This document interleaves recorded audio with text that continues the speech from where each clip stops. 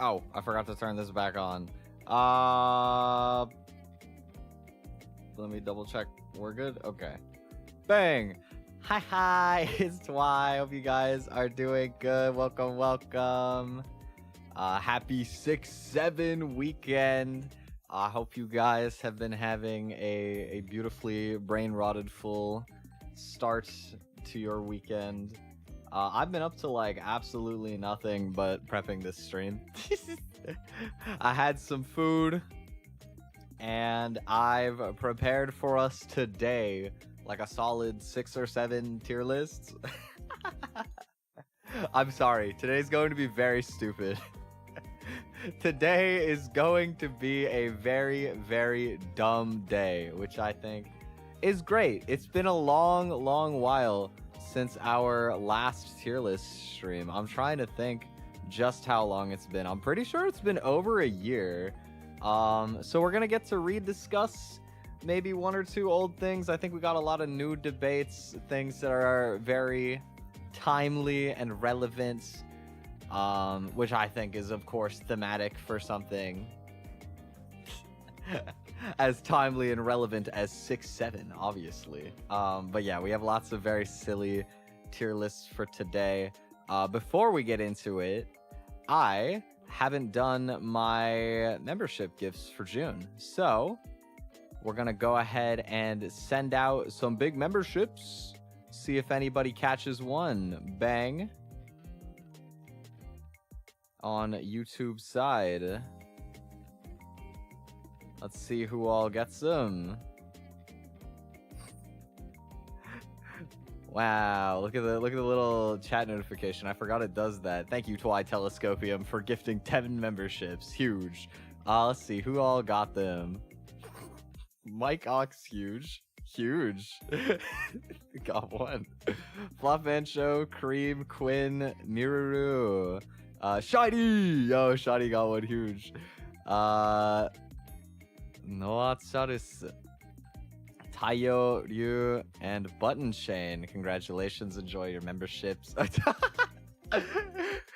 Speak of the man himself, what's up? I don't think I've seen you comment on anything since my my original, like a year ago. I hope you've been well. What's good, Mike? I will say as well, as of today, we also have subs on Twitch. Funnily enough, the only emote approved on there is TwiSub, but that exists as well for people who've been lurking. I appreciate it. Thank you for lurking. Congratulations on the membership. I hope you enjoy. But yeah, today I have prepared many stupid tier lists. I'm excited to rank. The first one today comes from a very simple kind of curiosity that I've had for a while. There's this kind of poppin' meme where it was like, when his name starts with a J and rhymes with one of the 50 states, and then everybody would be in the comments like, you leave my boy Massachusetts alone. And I was like, what if we had, when his name starts with a J and rhymes with one of the 13 provinces? Let me humor my Canadianness for a moment here. What would it look like if you had a name that started with a J and rhymed with one of the provinces? I personally think these are definitely worse on average than the states. But for science, we've got it. So our tiers for this one, we have naming my firstborn. Great name. 6 or 7 out of 10 choice. Name of all time. Getting bullied probably. And that's not a name. And we're gonna go through and see which provinces will land where. Hey. I can't be hating on Quebec just because they're French. It's no F for French. It's that's not a name tier. And maybe a bit of a spoiler, I don't think Quebec is in that's not a name tier. I think that it is better than that. But welcome, Karia. Okay. For starters, I think maybe what inspired this tier list entirely, Saskatchewan is going straight into naming my firstborn. That is a banger name. I'm sorry. If your name is Saskatchewan, you know how much aura that has. That is such a sick name. Like, this is so barely a name. Like, there is not even a single normal name that sounds adjacent to Saskatchewan I can think of. But I don't care. Like, it's somehow still so, like, namey. It's goated. I love Saskatchewan. So I think Saskatchewan go right up to the top. Sounds like a vampire name. It has, like, a very fantastical aura about it, but in a good way. In a good way. I feel like Saskatchewan just has a very, like, fun vibe about it. You could shorten it to, like, Jazz if you wanted. If you wanted a real name, you could be Jazz. And then it's like, my full name is Saskatchewan. That's, like, cool. I think it's good. I think it's actually good. Not gonna lie. I think Saskatchewan goes in naming my firstborn. Okay. Right next to it on the West Coast, we have Jalberta. Jalberta, it's a name. It definitely still feels like it could be a name. I don't think that Jalberta is like an alien name, but it's not great either, you know. I feel like it's bad that you might even want to go with like Bert as your name at that point. Not only because that's not the J part, but also because Bert is just not a great name. But like, I don't know, man. Jalberta, like, I guess it's a name, but it's not very satisfying. I think it's just name of all time. You could live with it. Jalgary's kind of fire if you were to go cities. Jedmonton's kind of funny too. But Jalberta itself, I think that's just name of all time. This one is interesting. Janitoba. I think Jan... It's like so close to being like really nameful. Like Janice is really normal. I don't feel like Jan is that common. Like Jan, you see, but like reading that as Jan feels a bit weird. But it's like it's still fine. Like if somebody told me to call them Jan, I wouldn't be like, oh, that's weird. I'd be like, oh, okay. I feel like Janitoba is like a 6 or 7. It sounds like a drag name. That's crazy. Maybe. Did you guys see that one quiz that was going around where it's like, is it a VTuber name, a racehorse name, or a drag name?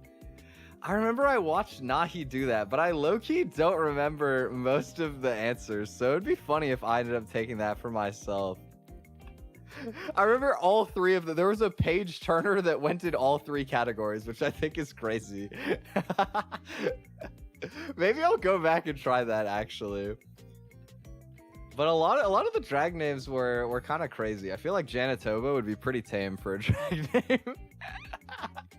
But I don't know a lot about drag names, so maybe it would fit in better than I think. I think it'd be funny either way. But I think Janitoba is like solid mid-tier. Okay, so we have a bit of a split here. We have two that are provinces that start with new.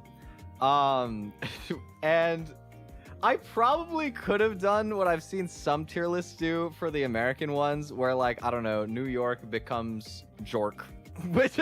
That's a bad example actually for other reasons I did not think before I said that. But anyway, I did not do that. So don't make a deal of it. This is not a very serious tier list by any means, but we have New Brunswick. Which, I mean, this is just not a name. Brunswick and Labrador.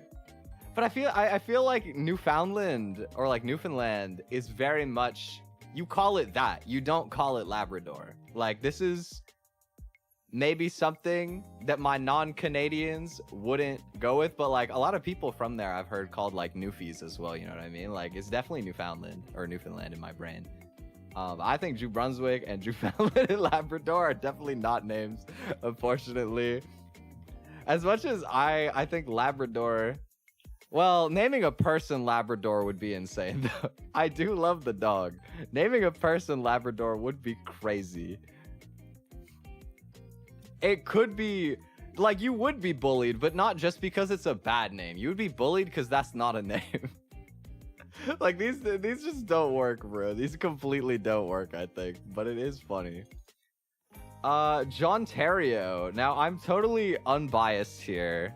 Definitely not biased towards my home province, but I think John Terrio is a great name. You get to be John.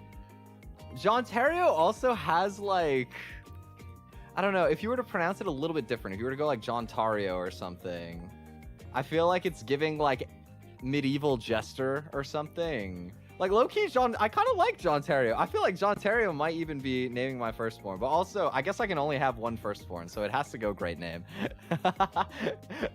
Spiritually, this could be an S for me, but because my firstborn is going to be Jiskashuan, I guess John Terrio is going in great name tier. But I do feel like it's pretty good. Jova Scotia. I hope you guys appreciate my graphic design here of putting an enormous space to get it kind of inside the image. Yeah, I think Jova Scotia is our first getting bullied, probably, because I think Jova, it's a name. It's just really bad. I think Jova is like maybe worse than Jalberta, which is weird because it doesn't feel too bad. Like, you could abbreviate it to Joe, but I feel like if people find out that Joe is short for Jova, they're gonna clown you for it forever.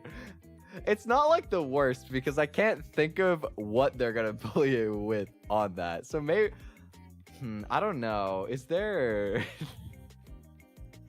I'm trying to decide if it's not so bad that it just goes in name of all time, or if it's in getting bullied. But I do feel like, oh my God, Jehovah Witness, like Jehovah. Yeah, okay, I think you're right. I think that's what I needed to see, to put this in getting bullied, probably.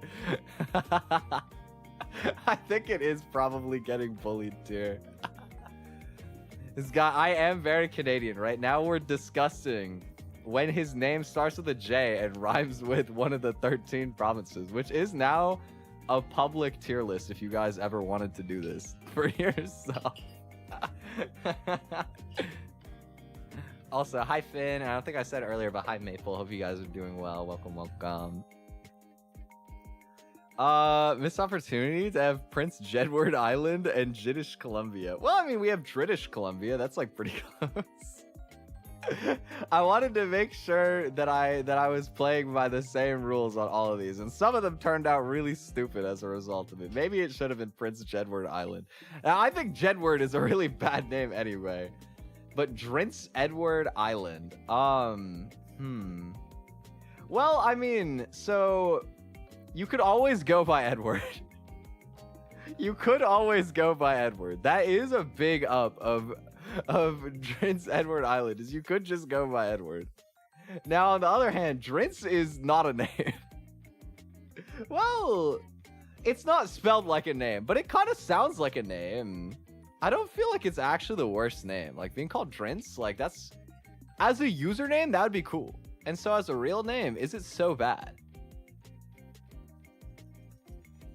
I don't know. I mean, it feels a little bit alien to even go in name of all time, and yet I feel a positivity towards it that I almost want to put it in 6 or 7 out of 10 choice.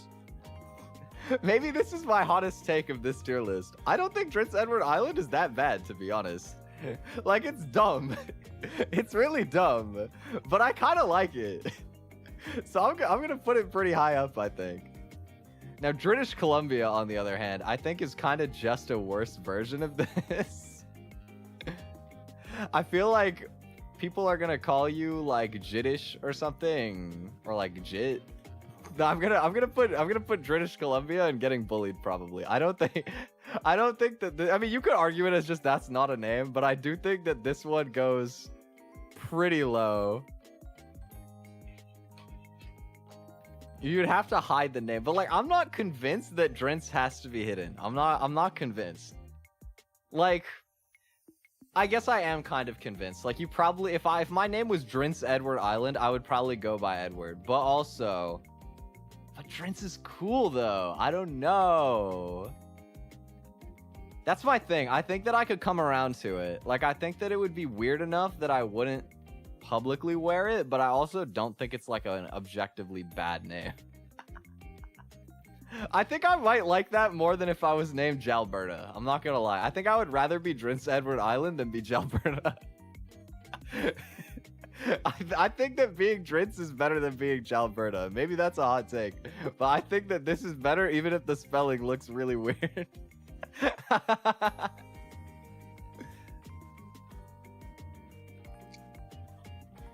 Okay. We're almost through them. This one's definitely, I think, probably the shortest tier list of the day. But we got like 6 or 7 tier lists to go through today, so we got lots, don't worry. Lots of important questions to be asked today. Dwebec. Now, I feel like Dwebec is definitely one of the more name-adjacent ones for sure. You immediately get more of a pass from regular English speakers on having a weird name because they see the accented E and it looks fancy. Like, people will read this and just think it's different. You know what I mean? I think Dwebec is genuinely not that bad. Like, it's probably better than Janitoba. I think Dwebec is pretty high up. Yeah, maybe this is my East Coast bias, but I think Dwebec kind of works. It does look kind of like in between French and Spanish. I can see that, yeah. But I think that it works, honestly. I'm a better person now, huge. But I will be testing a little bit. Look, there's only... When is the next time we will ever get a 6-7 weekend? I have to get it out of my system. But yeah, I think Dwebec goes pretty high, honestly. I think this is a very livable name. I don't even know what you would shorten this to.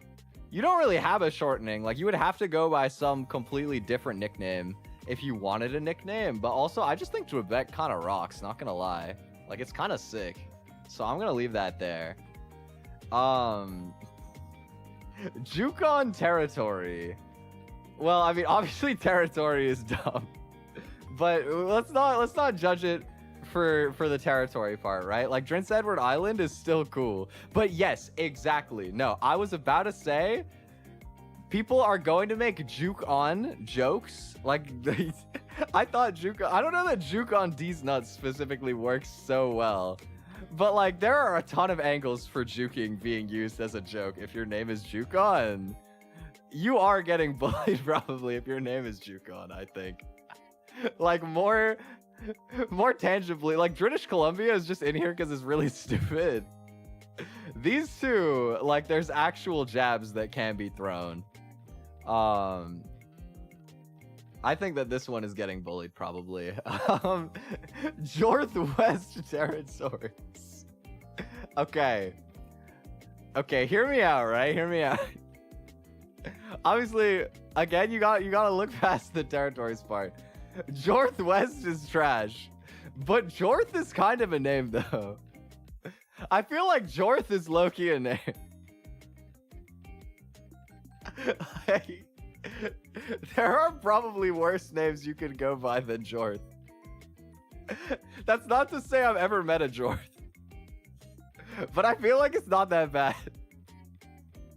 I think that's like a solid 6 or 7 out of 10 choice, personally. I think that's pretty okay. It's pushing it a little bit. It's pushing it.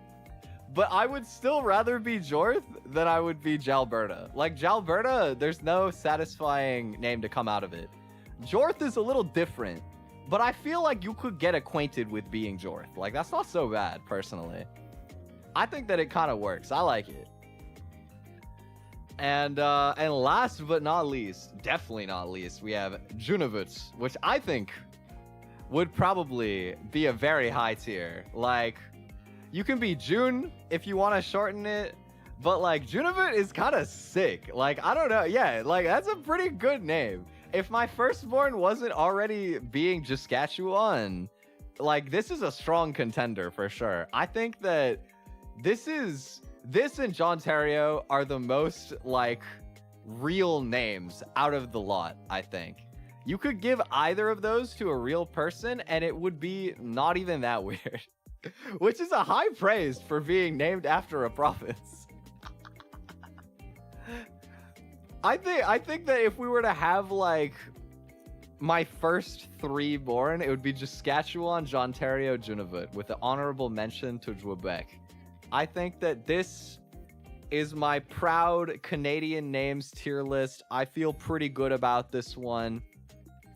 But the reason that I didn't put a naming my second born tier in here is because I figured it's only fair for all my American twiknights that we also do the States. And so we have in the States all the same tiers, except now it's naming my second born for S tier. As a reward for sitting through my Canadianness, we're gonna go through the States as well. I think I've laughed at this meme so many times in its original form, but I've never actually gone through and tried this, so I think it'll be very funny. But let's see, when he got a name that start with a J and rhyme with one of the states. First of all, we got Jalabama. Jalabama, it has like a nice rhythm to it. There's kind of a bounce, you know? I don't hate it. I don't know what you're shortening Jalabama to, but it's not the worst. I think Jalabama could be a name. Yeah, like I guess Jala. Like it's not conventional. It's not a conventional nickname, but I do think Jala is like a not ridiculous angle either. You know what I mean? I think that's reasonable. So I could rock with it. Jillinois. I mean, this one is pretty good. Like you just get to be Jill. Like I think that Jillinois has to be one of the most normal things that could come out of it. Exactly. I think that's just a great name. It just works. You don't have to think too hard about Jillinois. Jazuri. Okay, well, I have like mixed opinions, right? Because if your name is Jazuri, that's a kind of sick name. But also, your name sounds like Jizz, and you're gonna get bullied for that. Can it be a great name and getting bullied probably at the same time? I feel like these are simultaneously a great name and getting bullied probably. And for that, I think I'll just mid-ground it. I'll mid-ground it. We'll go 6 or 7 out of 10 choice. Exactly. When you're in school, you will probably get bullied. But this is also a great name. It's a scaling build. It gets better with time. You just need to power scale. You have to tank a difficult school life in order to have the aura that comes with being named Jazuri as an adult. Yeah, you get the slow start. Jorgen. I mean, it sounds like Jorgen, kind of, right? Jorgen is pretty sick. I can't lie. I think Jorgen is better than Jillinois. Like, that is just a cool name. I'm not going to lie. Jorgen is just kind of sick. I think that definitely works. Jalaska. I mean, Jalaska and Jalabama kind of go hand in hand. I think Jalaska sounds a little bit more name-like, but I don't know that I'd go as far as great name. I think it's a slightly better of the two Jalas, but that's probably about as good as I can put it. Jawai. Jawai is a good name. I'm not gonna lie. I think that Jawai is kind of sick. It just has like a fun vibe about it. I mean, it has the same, like, it keeps the aura that Hawaii has, I feel like, you know what I mean? Like, as a word, it feels very spiritually similar still with the J, and I like that. Minnesota. Well, okay. So, I can when I think of this, I'm thinking like gin and soda or something, but that's not like a bully thing, especially because nobody's gonna hit you with that in middle school or high school, you know what I mean? Like, this one actually just becomes like a good joke instead of like a bully joke when you get older. And being named Jin is kind of good. Like, Jinnasoda is a good name, honestly. I think you could rock with Jinnasoda. Yeah, like, Jin for short, I think it's good. I think it works. I think it works for sure. Johio sounds like a Pokemon region. I could see it. I mean, it's not that far off Johto. I think, okay, Johio. Well, I mean, you're gonna get bullied for this just because it's got Ohio in it. Like, the kids love just dogging on Ohio. That's just how it be. But I mean, like, it's Joe, and that's like not a high bar, but it's workable as well. But I feel like Johio is just a really, it's got to be the worst form of Joe you could ever end up with, right? Surely there's no worse extension for Joe than Johio. I think this got to be the worst form that you could ever be named Joe as. There's got to be, no, I can't think of anything worse. Okay, Wyoming. I do love Wyoming a lot. Wyoming might be naming my second born contender. I really like Wyoming. I don't have a good reason for this. It's a ridiculous name. But I do really like the way that Wyoming sounds. It's a contender. I'm going to put Wyoming in great for now. I want to keep my options open. But when we have to consider for naming my second born, I think Wyoming is in my discussion. I can't explain it. It speaks to my soul. Jidaho. Jidaho. I mean, like, you could I feel like you're gonna have to shorten it to J or like Jai, but like people are gonna call you to Ho. Like, you're getting bullied for Jidaho, I feel like, low-key.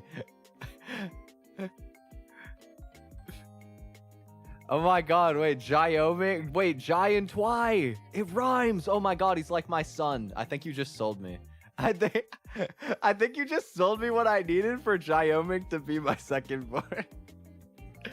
His name rhymes with mine. That's so cute. Wyoming Telescopium. It might have to be. It might have to be. That is tough. That's what I'm saying. That's tough. I think that I'm sold. I think Wyoming is actually my second born.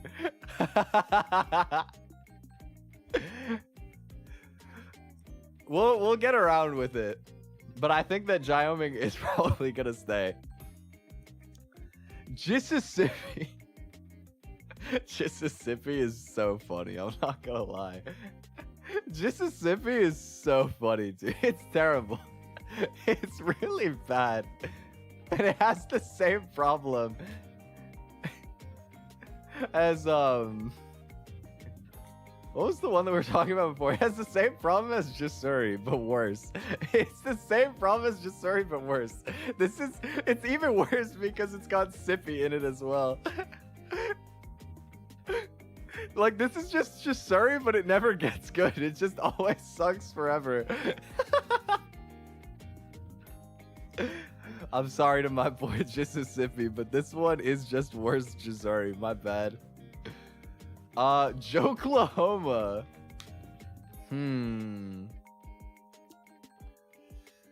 Joklahoma. I mean, very alien for sure. Yeah, I was gonna say, like, the joke aspect of it, I could see it being like working in your favor. I could also seeing it being like getting bullied for it. It depends on your crowd, probably. That's crazy, Karya. That's a crazy reach, but I can see it. I think Joklahoma is like a solid 6 out of 10, maybe a 7. I think it's okay. You can always go by Joe. He's a comedian, I agree.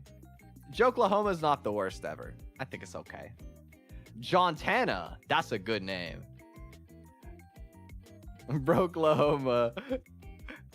That could be good for a nickname. I think John Tana's fire. Like, John Tana is unironically a good name. If you were named John Tana, like, completely barring any gimmick, this could easily just be a real name that you give somebody. But I mean, it's not. There's nothing deep about it. It's just good. It's just good. Jensylvania is kind of crazy. Jen is really normal, but like the full name is insane. The full name is diabolical, but like you can just go with Jen. I think it's like mid-tier. I think it's kind of similar to Joklahoma, where the full part is absolutely crazy, but it's like it's still better than name of all time, probably. Like Jerizona, that's just like there's not even anything funny to do with Jerizona, I don't feel like. It just sounds kind of alien, not enough that it's not a name, but it's just like such a not good name. Like I would just feel bad if I met somebody named Jerizona. I think this is definitely our first name of all time for the States. Jiowa. Now I have a good friend from Iowa. I do have a bit of an affinity for Iowa on that front. But I do feel like Jiowa is like not a name. Maybe it's just name of all time. I don't know, like it just feels so not name. Like maybe there's a culture out there somewhere where Jiowa could pass as a name. But I don't think that I've met it yet. This might be my first not a name, unfortunately. Jabraska. I feel like Jeb is a kind of cool nickname. There was like one of the Minecraft devs went by Jeb back in the day, or Jeb, right? I feel like Jabraska is a pretty good name. It's got a cool aura about it. Jeb is like a good nickname. I feel like Jabraska's kind of heat. I'm maybe looking at like this for my order right now. Honestly, like maybe Gin Minnesota over Illinois. I like that. Hold on a minute.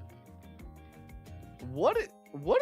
Oh, it's Jode Island! Is this supposed to be Jode Island, but they cheesed it to be Jodeland?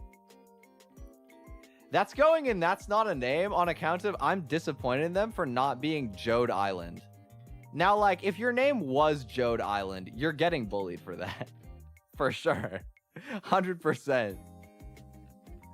But,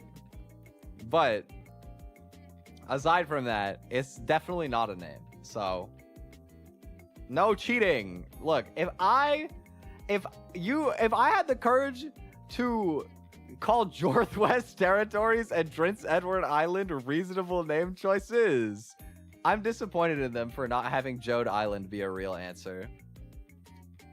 Very disappointed. Jarkensaw is crazy. America, explain. Why this one is Jansis, but this one is not Jarkansas? Explain.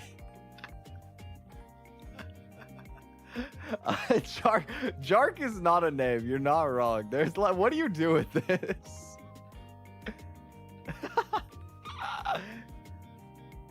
I don't know. Jarkensaw has like a name aura about it a little bit to me. I can't explain it. This feels more namey to me than Jiowa.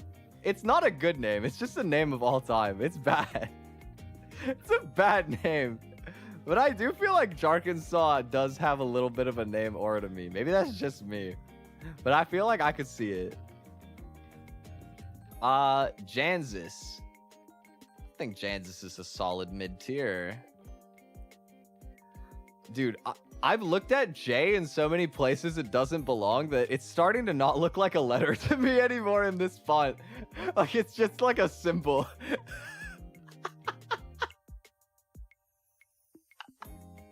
Okay. Javada. Javada's kind of cool, not gonna lie. I feel like Javada kind of goes crazy. And like Jeb is a cool nickname too. It's unique, but it sounds good. Like I think Javada's kind of sick. Yeah, I think Javada's a great name. All right, Genesee. Genesee is kind of just like if Jensylvania wasn't bad. I do feel like Genesee is literally just like better Gensylvania. Like it honestly does sound kind of namey. Like Genesee. Oh, Genesee could go with Hennessy as well. You get the same kind of buff as like Gin and Soda. I'm gonna put them next to each other because I think spiritually they're kind of twinning. Gin and Soda with Hennessy. There you go.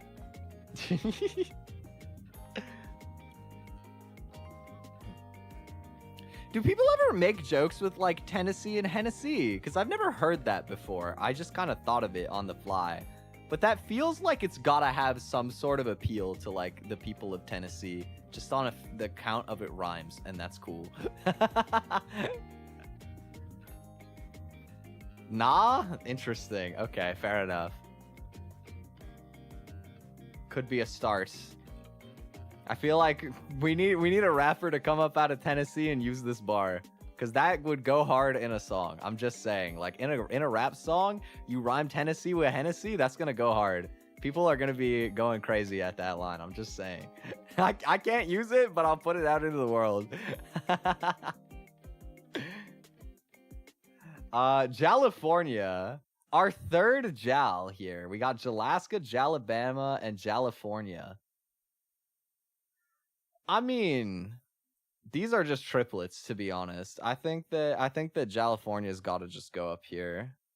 Let's get a different shuttle BGM than the one that I was just using. How about this one?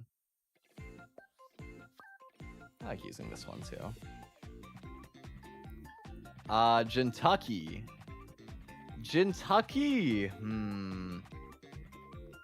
I mean, Jen is a nickname, right? But I don't know. Gentucky just feels too goofy to put consciously as a great name. I think it's like a mid-tier choice. Also, I kind of want to demote Gillinois. I don't feel like it's a great name. It's a good name, but it's not. No, it's better than the ones in this tier. Actually, I lied. I think that it barely gets to stay in great name. Bottom of great name tier. Yeah, I think Gentucky is a little bit too goofy for me to put it any higher. Jamshire is funny. I do feel like Jam is a kind of sick nickname. Like, Jam kind of goes hard for a nickname. There's a lot of positive connotations that could come with that. Like, you're not getting bullied for Jam. Jam is like a cool nickname. Jamshire is a very, very unusual name. But I honestly kind of think it's great. I kind of think that people would rock with you being named Jamshire. I think that it's a good name. I think people will like it. Oh my god, wait, you're right. Jersey. Wait, we have one normal name and it's Jersey. But there's also Georgia with a J, which looks awful. Oh, this is completely a normal name phonetically, but looks so disgusting by using a J instead. Jexus. I do love my Texas homies. This one,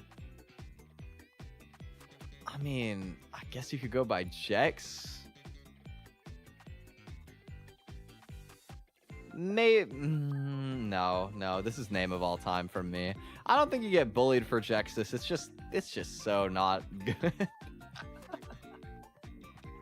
Jolorado.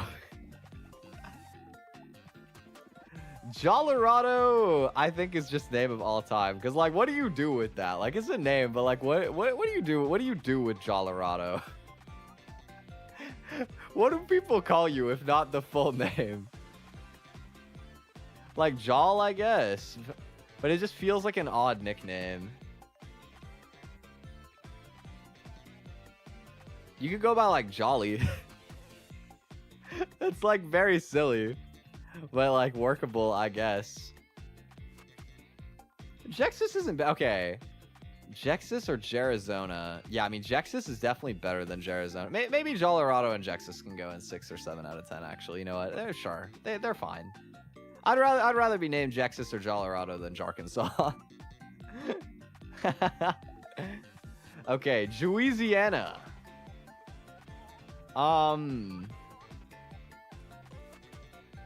I don't know. It's like barely a name. I think the like Easiana suffix is making it look namey, but it so doesn't work. That's the name of all time for sure. Jersey. That's a great name. That's just a name. Jersey is so fine. Wonder how that one happened. Jutah. I mean, it's okay. Jutah is fine. I don't see anything like particularly wrong with it. Genetic.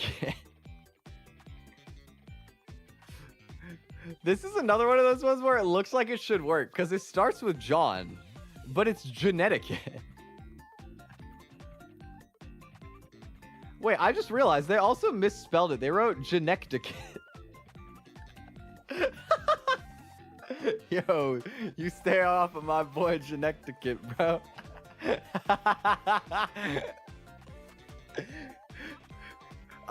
Geneticate. I mean, despite... Yeah, it's John, but it sounds like Jen. True. I don't know. Despite looking kind of nameful and having John or Jen available, I feel like Geneticate is just not a name. Like, something about Geneticate is just unacceptable in my soul. Hi, Lionel. I'm sorry for putting... for saying that Gio is not a name.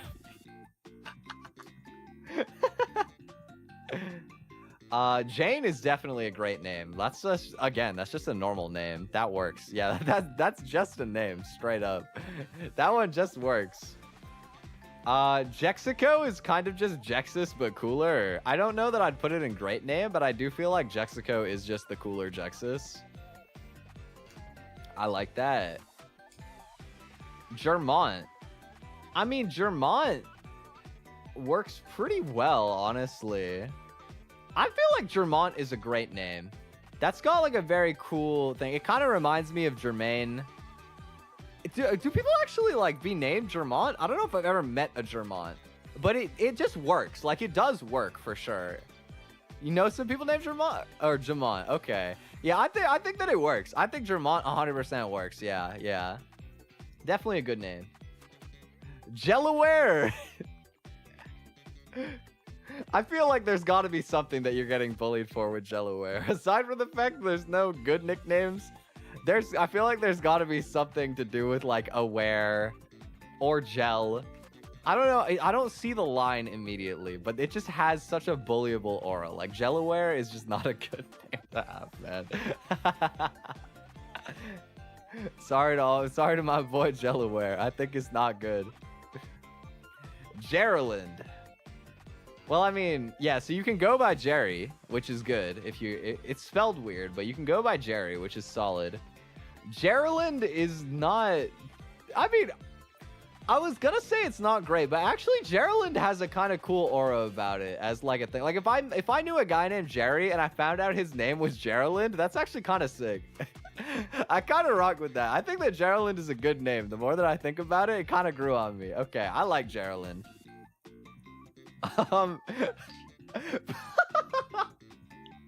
Okay, guys. You're never gonna believe where I'm putting George.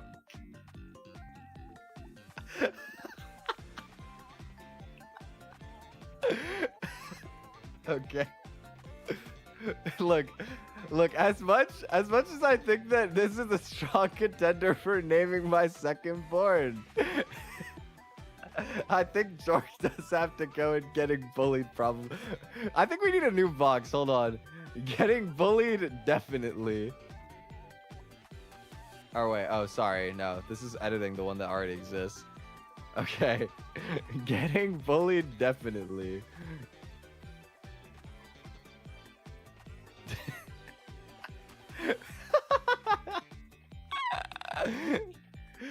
All right. Shout out Jork. Georginia. Georginia feels like a tongue twister. This just does not feel like a name to say. Georginia just looks disgusting. Sorry, my boy Georginia. Florida. I think it's funny they put the apostrophe for Florida to make it look more like a name. Florida's, I mean, that's kind of cool. I don't know if I'd go all the way to great name, but like that's pretty cool. I could rock with Florida. I think that's like a mid-tier. Happy 6-7 weekend, Lionel. Hope you're having a good one. All right, Massachusetts. I'm so sorry that you can't be my second born, Massachusetts. I wanted it so bad, but Wyoming rhyming with Twi. Twi and Jai is too perfect. So instead, you'll go at the top of great names here. I need... Hold on. Actually, I got this. I can't spell. Massachusetts goes in adopted son tier. I love you, Massachusetts. Even if you're not one of my own, you'll still always be family to me, Massachusetts.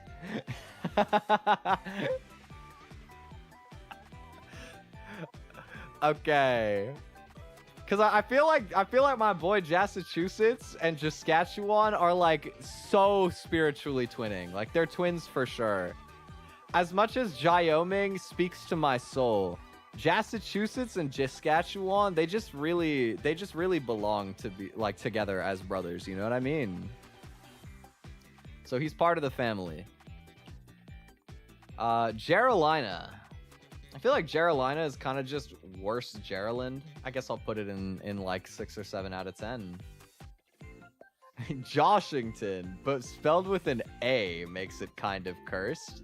But I feel like Joshington is a funny name. I won't lie. Like, if I know a guy named Josh and I find out his name is Joshington, that's pretty fire. I feel like that's very fun. I would very endearingly like having the name Joshington.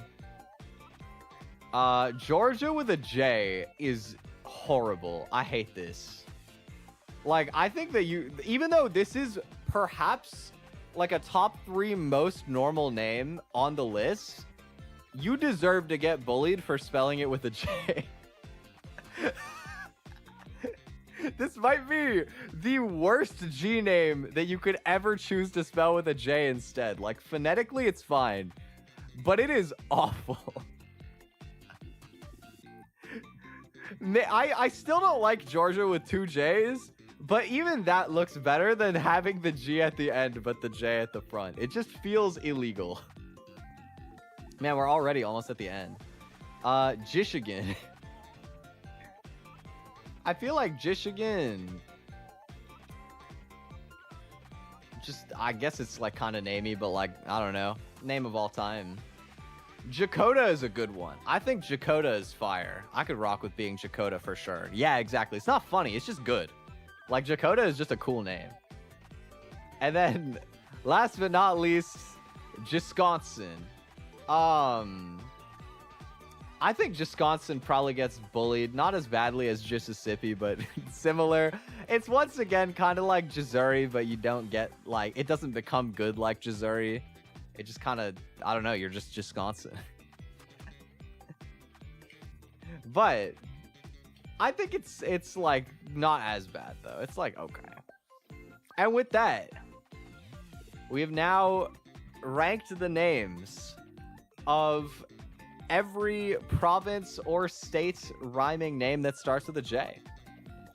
I would like to give a shout out to my firstborn son, Saskatchewan, my secondborn son, Wyoming, and my adopted son, Massachusetts, who we love all the same, guys. No favorites in this household.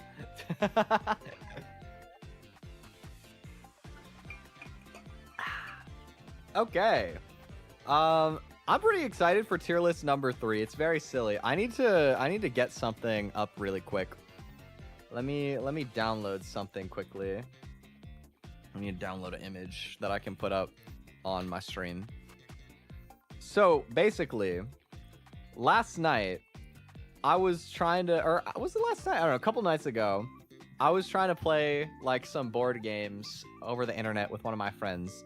And one that we ended up playing for the first time in a while was Guess Who. Y'all remember Guess Who?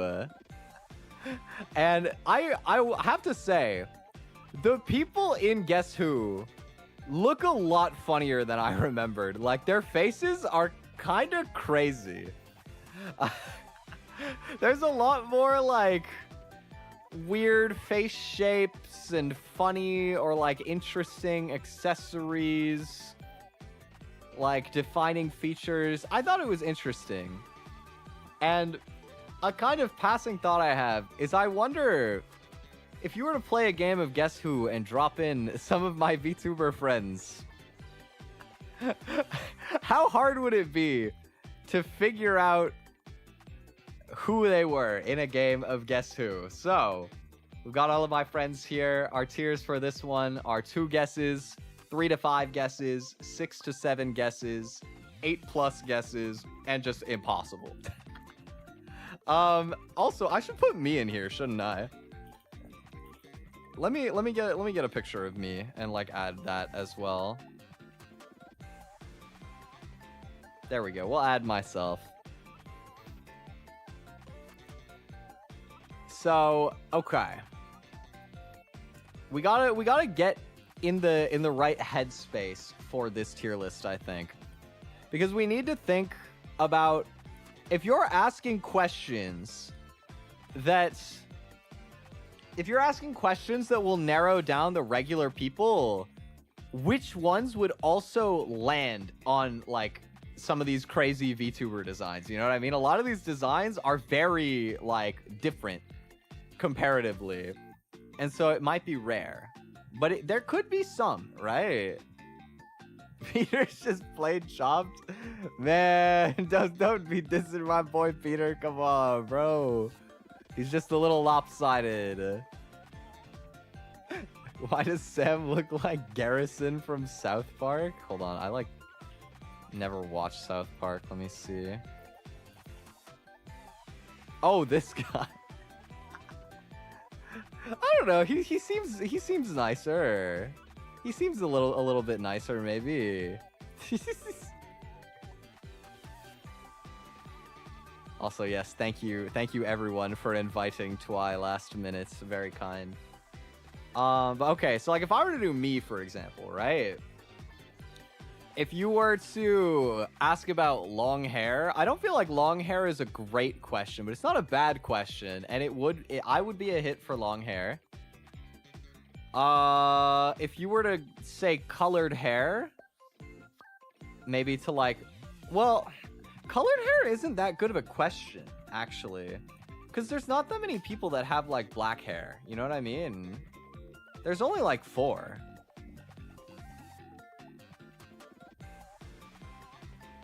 How many syllables? That's interesting. I haven't even thought about asking name-related questions instead of asking. Well, I guess the thing is with Guess Who is you can only ask yes or no questions. So if you were to ask like, does their name have 2 syllables? That would still hit a decent amount. That would still chop a good amount. That's an interesting angle, actually. I've never thought about that. I think that I don't think I would be that easy, to be honest. Like, I just don't think that I have a lot of overlap. Maybe like small nose. You could hit every VTuber with small nose, to be fair. Every VTuber ever loses to the small nose question. Which there are quite a few. Maybe this image is a bit misleading as well, because some of these guys have rosy cheeks, but like I don't by default have rosy cheeks.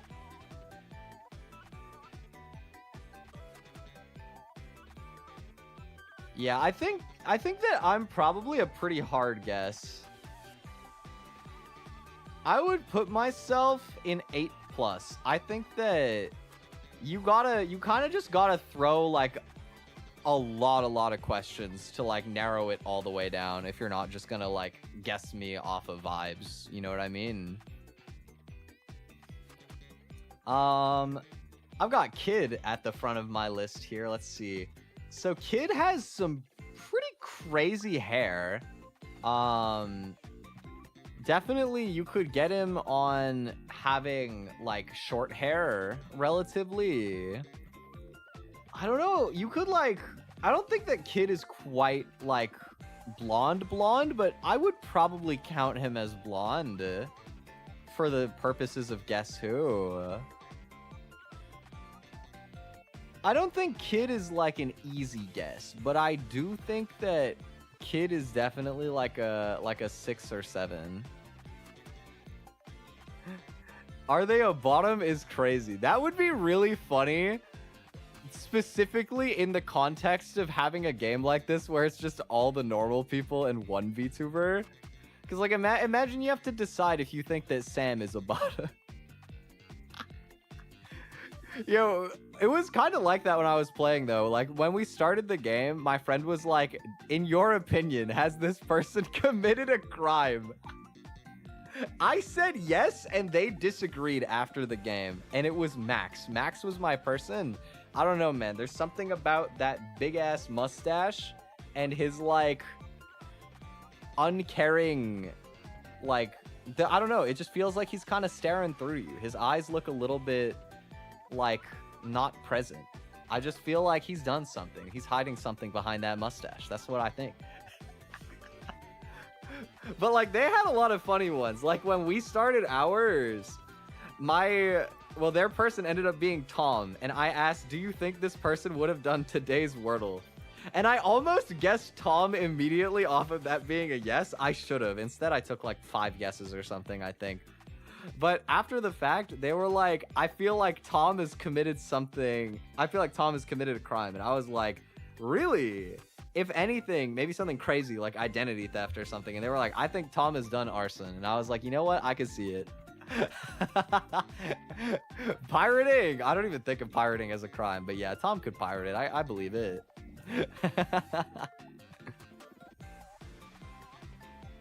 Okay. So if we have Kid, I guess we should probably also do Miki. Miki has kind of long hair. You could get Miki on having white hair, actually. Yeah, that's definitely a big selling point. You could get her on having an accessory. She's got like the sleeping mask. I think Miki is maybe more doable than Kid. I think Miki is like 3 to 5. Guess Who? Okay, I do think it'd be really funny on stream to do a game of Guess Who where you're not allowed to ask any questions about names or appearances. Like you just have to keep asking completely vibe-based questions other than actually putting in a guess, which I think that would be really funny. We should do that sometime. That could also be really funny if we did like an all friends game as well, and you had to guess friend off of vibes. Dude, that's a good idea. Okay, I gotta ask one of my friends that later. Okay. Let's see. Where do we want to go next? What about Ada? Okay. Ada has colored hair, but obviously none of the other characters are gonna be same color. She has short hair. I feel like that doesn't narrow a lot, but it narrows a little. But Ada doesn't really have anything that's a give, right? Like if you're asking questions about any of the other Guess Who characters, like small nose and short hair is the best you can get. I think that it's a little bit more... This is probably a little bit more winnable than me, but like only marginally though. Yeah, this is Ada. Ada Lyra. A-I-D-A-L-Y-R-A. Very, very swag. She also streams quite a bit, does a lot of music. If you guys like the stuff that I do, I low-key feel like Ada is a pretty similar creator to me, but just like years more experience. So if you like my stuff, you probably like Ada's stuff. And also, I very recently got to work on Ada's concert. Her charity concert for Mental Health Awareness Month happened last week. On Sunday, I did a solo performance for that, and I also mixed 2 like big group songs for the concert. It was really awesome as an opportunity. If you haven't seen either of them yet, I've posted the links to that stuff in my Discord, on my Twitter. You can also just watch it directly if you go to Adalira's YouTube channel. You can see the VOD there. It's all time-stamped by me because I'm insane. So you can check that out. Highly recommend. And I think the Tiltify is still open if you want to donate. We've raised over $4,000 for Camino Mental Health and Wellbeing. Great local charity. Giving resources to our community. Very proud of everybody for that. Yeah. Big ups, Ada. But pretty difficult for guess who. I guess to go with Ada, we got to do Nahi. Nahi is interesting because none of the people in the game are actually like red hair in the way that Nahi's hair is red. But you could feasibly ask red hair and end up like getting Nahi in your pool. And it's not a small enough pool that red hair is a bad question. And it's not a big enough pool. Like if you get it right, it does buy you a lot. You know what I mean? Like that brings it down to, it would be 5. And I think that Nahi is like maybe identifiable enough. I think that Nahi could probably go in 3 to 5. I think that I could guess Nahi pretty quickly. Easier than these two. Let's see. Taro. I have Taro's like little chibi model for this one. Taro has black hair, which is a kind of similar boat to red hair. You can narrow pretty similarly. He has an accessory. He's got a little halo at the top. He's got short hair. He's got wavy hair. I feel like there's not the like that's a question you could ask. I think that there's a lot of things that could be a give for Taro. I think Taro could probably go in 3 to 5s here. He doesn't seem too bad. Actually, maybe, I think, to be fair, I think that I want to move a lot of people down. Because I think a lot of these are still, they would take me like 6 or 7 guesses. Like 3 to 5 is such a small number, I'm realizing. 3 to 5 is such a small number, I'm finding. Like, when are you ever getting 2? Okay, let's narrow this down to 3, 4, 5, 6, 7, 8, 10, impossible. Let's shift it down, because like 5 is still hard. It's like doable, but like reasonably. I think that these are still all... are they though? Hold on. No, this is still 4 or 5. This is... I think these are 4 or 5. I think Kid is easier than Ada. I think Kid is actually our only 6, 7 so far. The pool is very unique, exactly. Hi, Luz. Yeah, welcome. Happy 6-7 weekend. Today we're doing 6 or 7 tier lists. You missed today. We did when his name starts with a J and rhymes with one of the 13 provinces. Shout out my boy Saskatchewan. And then also for the states, shout out my boys Wyoming and Massachusetts. And now we're doing how many guesses it would take to get my friends in a regular game of Guess Who. I guess since Luz is here, we might as well do Luz now, actually. I hope you had a good dinner though. Congrats on the new song release. Anybody who doesn't know, good friend Luz here put out a new song today called Victor.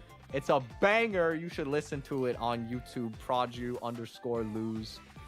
Big ups for that. I loved it. But okay, Luz does feel pretty gettable, I feel like. Having like short hair is good. Blonde hair is very guessable. You can ask the accessory question. He's got glasses. I think they're probably in 4 to 5 guess tier. Had a great dinner. Huge. Let's go. I think Luz is like a very reasonable guess. I think a solid 4 or 5. I don't think that Luz is like 2 questions and you got it, but I think that very winnable. I guess while we're on this, we might as well do the Grizzco girlies. Let's do Rita. Let's see. Rita. So Rita, you could get with the white hair question. Long hair isn't a great question, but it is a question that does work, like that you could get. You could go accessories. She's got bows in her hair. Can I just say as well, I love like Rita's hairstyle on the new model. Like the buns are so cute, I think. Should we go? I think Rita in 5 is doable. I think Rita in 5 is totally doable. Didn't know. Yeah, it's Luz's 2-year anniversary and they dropped a new song. Big banger. Love to see it. Also, I guess while we're plugging a whole bunch of friends, Rita is doing her own charity event, a little bit belated for Mental Health Awareness Month tomorrow, Connectivity, tomorrow morning, 11 a.m. Eastern, I believe. Always a great event. I was a part of that in 2024. I always like to support her charity work as well. Great causes for mental health awareness and resources, more so in the US as well. So definitely big ups to that. Be there for Rita tomorrow. Show her some love. This is only physical appearance-based questions. It doesn't have to be. I think I tend to frame myself in asking a lot of physical appearance-based questions, but you could ask different stuff if you wanted to. You could totally ask something else if you felt like it.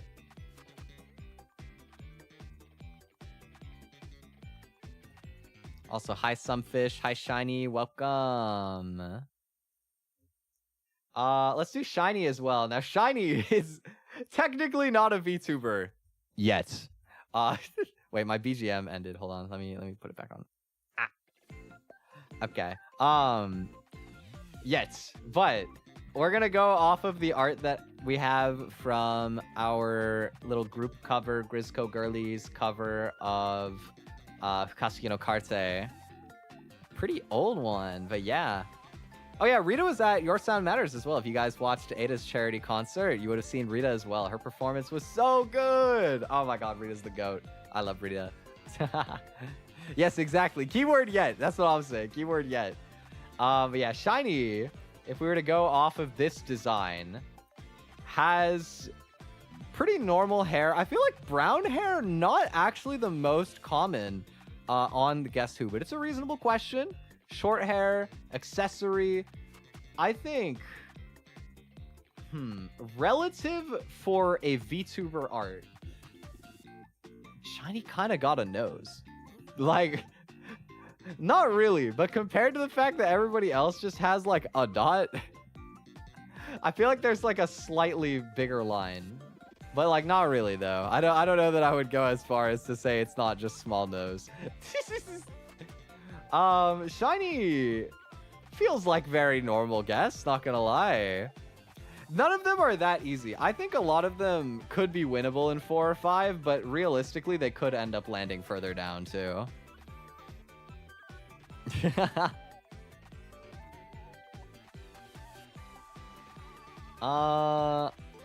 Okay, and while we are at it, let's keep ranking the boys. Let's get my boys group. Shout out to Men Era with the H. Shout out the Men Era boys. Taro and I have our own little boys group. Very grassroots, very fun. But it's me, Taro, 13, Mint, and Finn. Love my boys. Let's rank the other boys while we're at it. Kiart had a beard? Yeah, if the Kiart had a beard, it would definitely be a little bit more doable. It's okay, we'll get your beard in full glory soon. Who's making this version of Guess Who real? I think there's a non-zero that this is the kind of thing that me and Nahi would end up doing or something. I don't know. Somebody mentioned earlier the idea of a Guess Who game where you're not allowed to ask any name or appearance-based questions. And I think that would be really funny, both with the regular characters, but also if we put all like friends on a board and had to do that, I think that would be really funny as a stream. I think that'd be so funny. So I might pitch that later. But okay, let's see. Let's do Mint. I feel like Mint you could classify with like white hair, short hair. Kind of just very much like the same identifiers as usual. Is your person a lemon eater? I mean, if you ask that one, that is just down to me and Nahi, right? You could broaden it if you went like, if you went like, do they like lemon? Then you could go, Ada is like big CC lemon enjoyer. Oh, Luz, are you a lemon eater? Are you team lemon eater?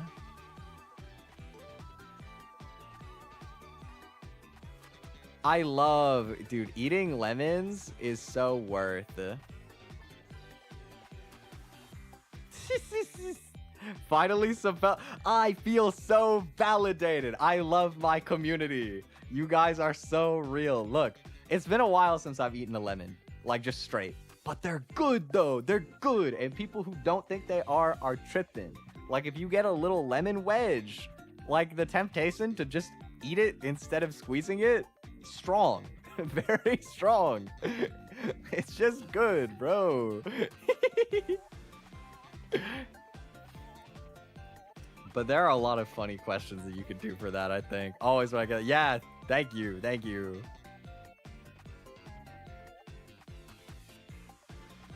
Okay, 13. 13, you could ask for brown or red hair. It's got glasses. That's another thing. There's like a good amount of identifiers for 13. That feels pretty winnable. And then Finn, again, you could go black hair. You could go glasses.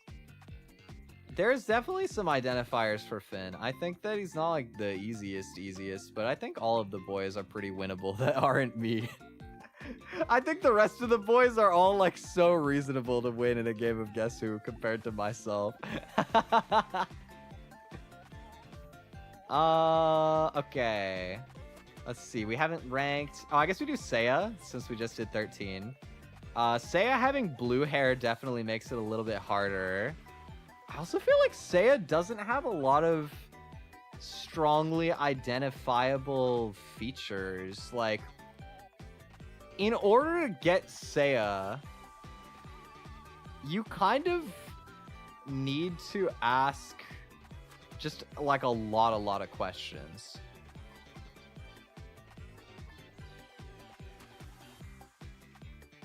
Like,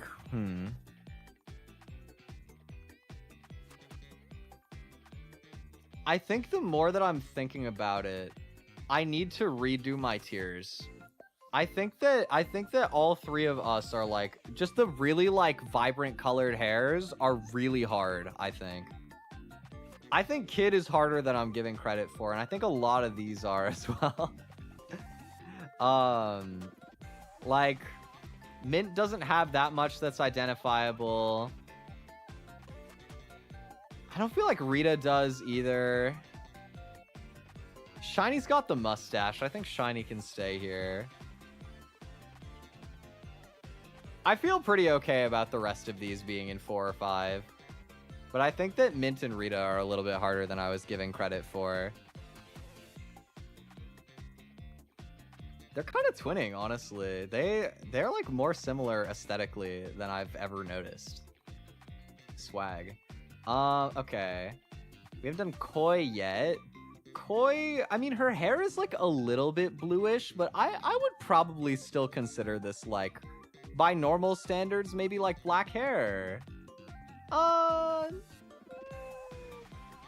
Yeah.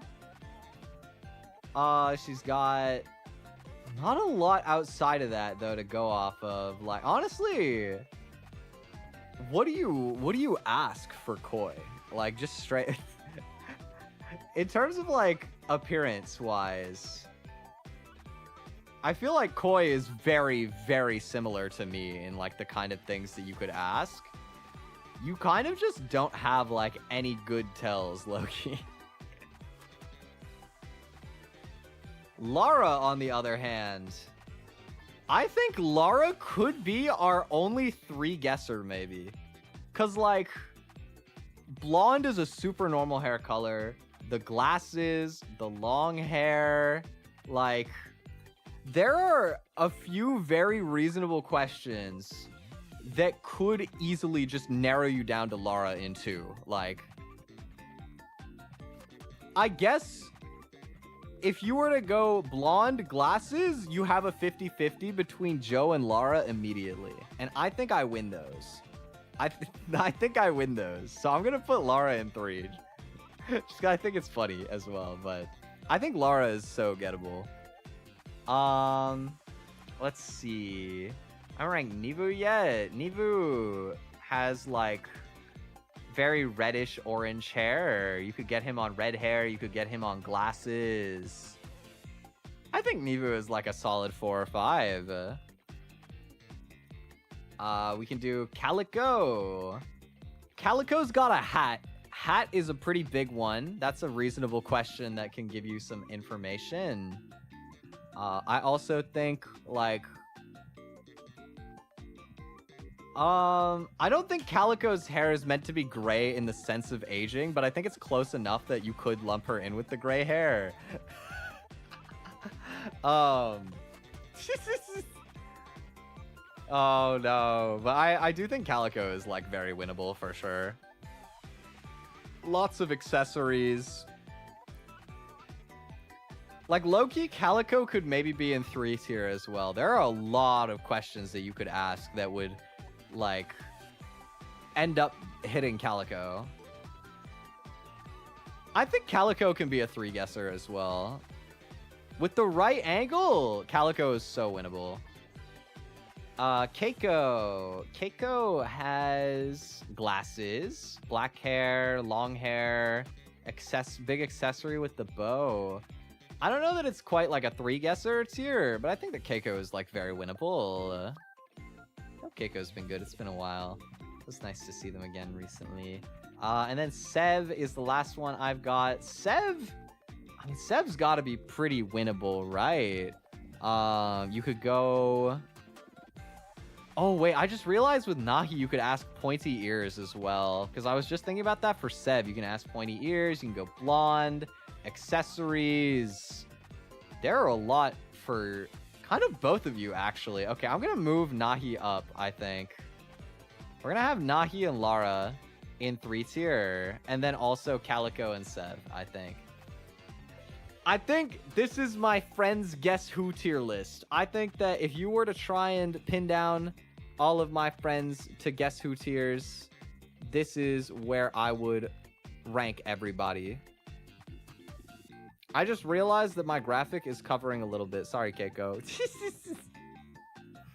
But I think this is a good list. I'm pretty happy with how this turns out. I think most of us are quite guessable. I think Kid will crash out at me for moving him out of 6 or 7 guesses tier.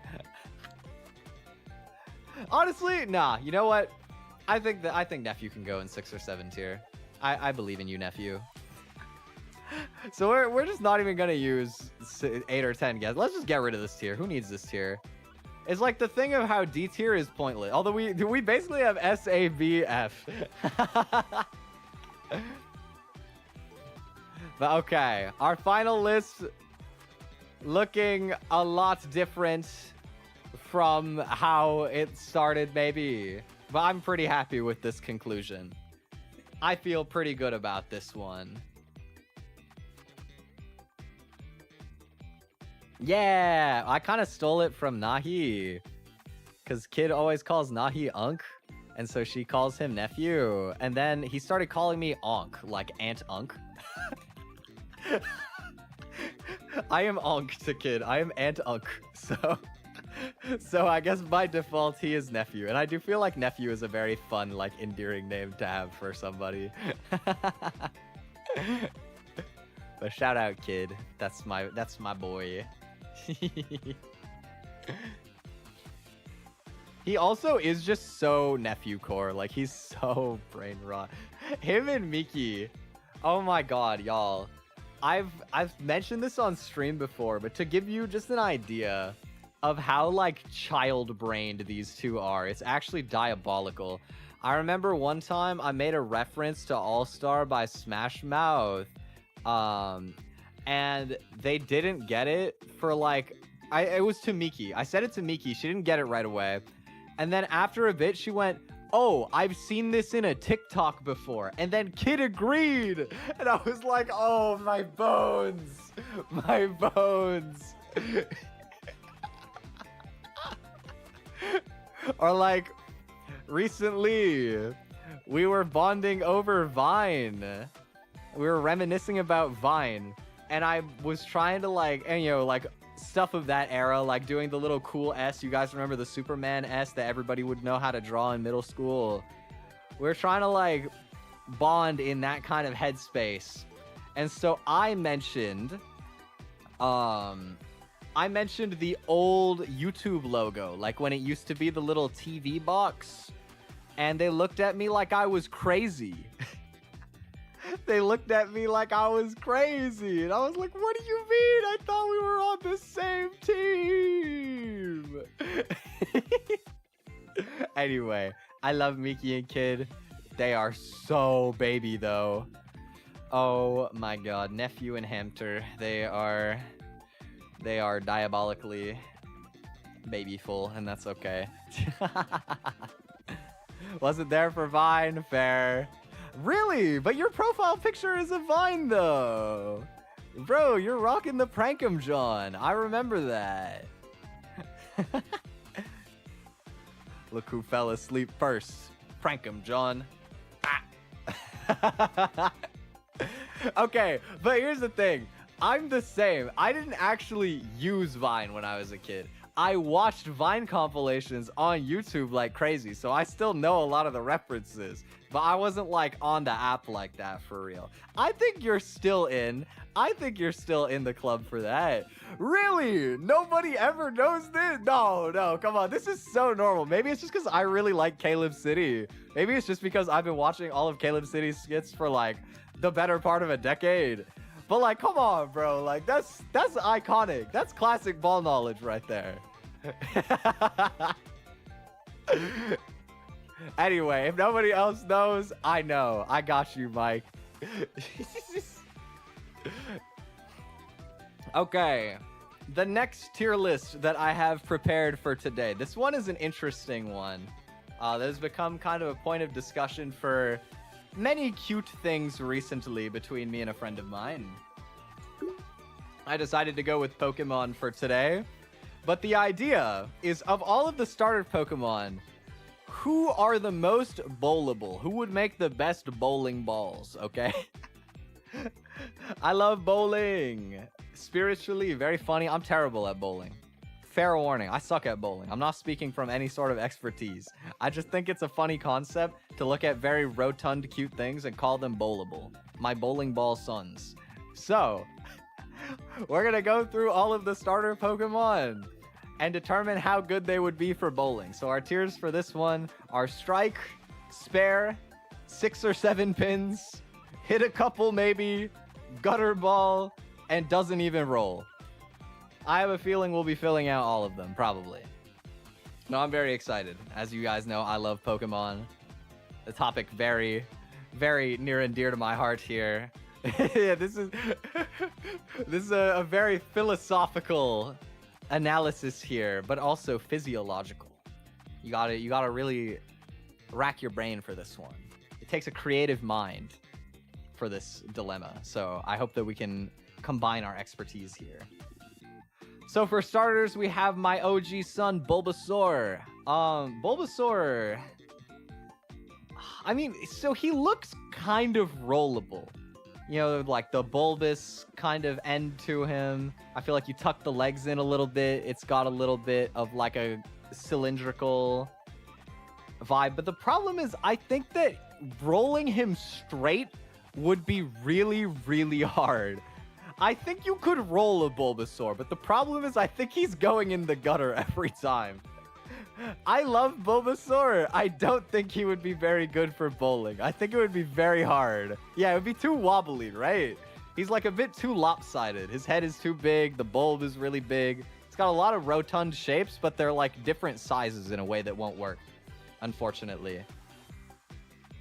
Charmander. Charmander's an interesting one because like you could kind of get him into like a rolling pin type shape, you know what I mean? It's very, yeah, like he's kind of hot dog shape. You know, it's not a good shape for bowling particularly. I feel like you're gonna have a hard time getting him there. Very likely he'll curve into the gutter. But there might be a universe you could hit a couple pins with Charmander. I think that Charmander is not as unwinnable as Bulbasaur, personally.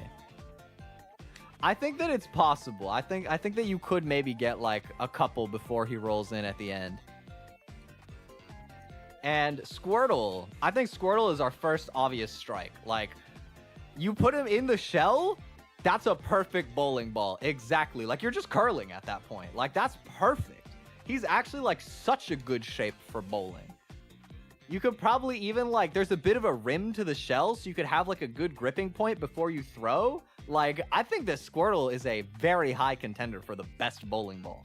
He's not like ball shaped, but he would be an excellent bowling ball. Very, very bowlable choice, I think. Definitely strike tier. Okay.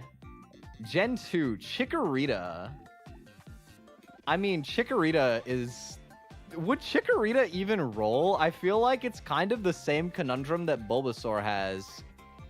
But, like, the shape is too much. Like, I think it would be too clunky. I don't think a Chikorita would roll, if I'm being honest.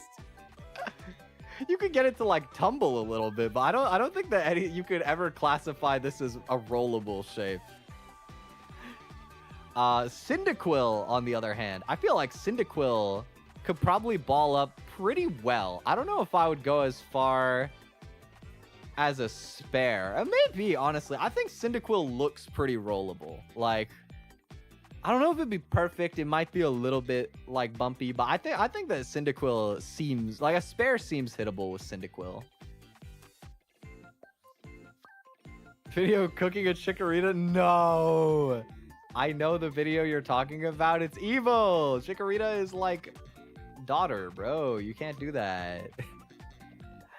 Can I say as well, I'm so glad that they gave Meganium a really cool Mega Evolution with a really sick ability. I've always loved Meganium. I think I'm very much like, I love a lot of the starters from all types, but I am a grass starter person for the most part. And it always sucks to me that Chikorita is so bad. Like, I would say pretty definitively probably the worst starter. Maybe, yeah, probably the worst starter. But I still love Meganium though as a Pokemon. I'm glad that she's kind of sick now. But yeah, I don't think very good for bowling though. Totodile. I do feel like Totodile could kind of ball himself up. Yeah, I think that I tend to like shift between grass and water. There's a couple gens that I like fire.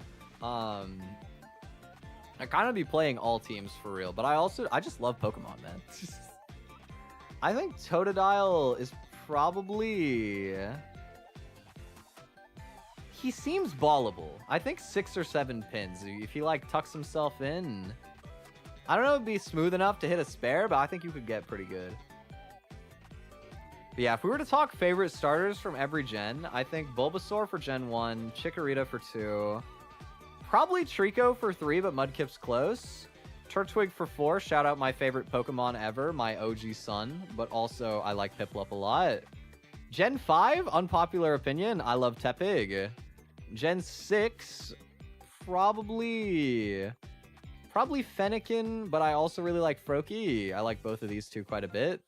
Gen 7, I love Poplio, but also Rowlet is very cute, and also as a competitive player, I have a lot of respect for Incineroar, but still probably Poplio, Rowlet, Litten order for me.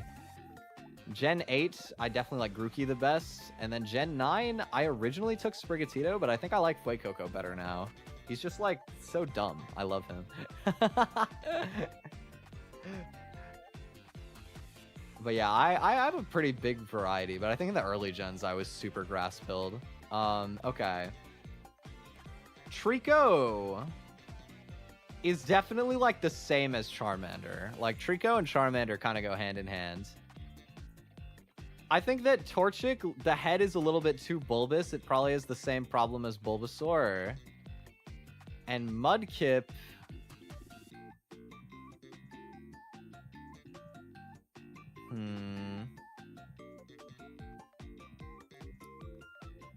I don't know, but like, could Trico like ball up though? Maybe. But the tail... Yeah, I don't know. I think that it's probably maybe better than Charmander, but only marginally. Mudkip just doesn't have a flexible aura to him. I don't think Mudkip would roll. I don't feel like Mudkip is very rollable to me. He just doesn't. I think that he would just kind of like tumble a couple times and that'd be it. Turtwig, my son, we've established turtle meta is really good, but the thing is, Turtwig doesn't like tuck into his shell, does he? Does he ever do this? I don't think I've ever seen Turtwig like in his shell before. Yeah, I can't even find like an art of this, like unofficially. So maybe Turtwig is not quite as good. But I also, like, here's my idea, right? With good enough technique, I think you put him on his back and you kind of hit like a bit of a frisbee toss kind of motion, you know, like a little flick of the wrist. I think if you do that, you could probably get his shell to slide. Like, you could really glide the shell down the alley. Like, I think the strike potential is totally there for Turtwig. You just need a bit of a creative technique behind it.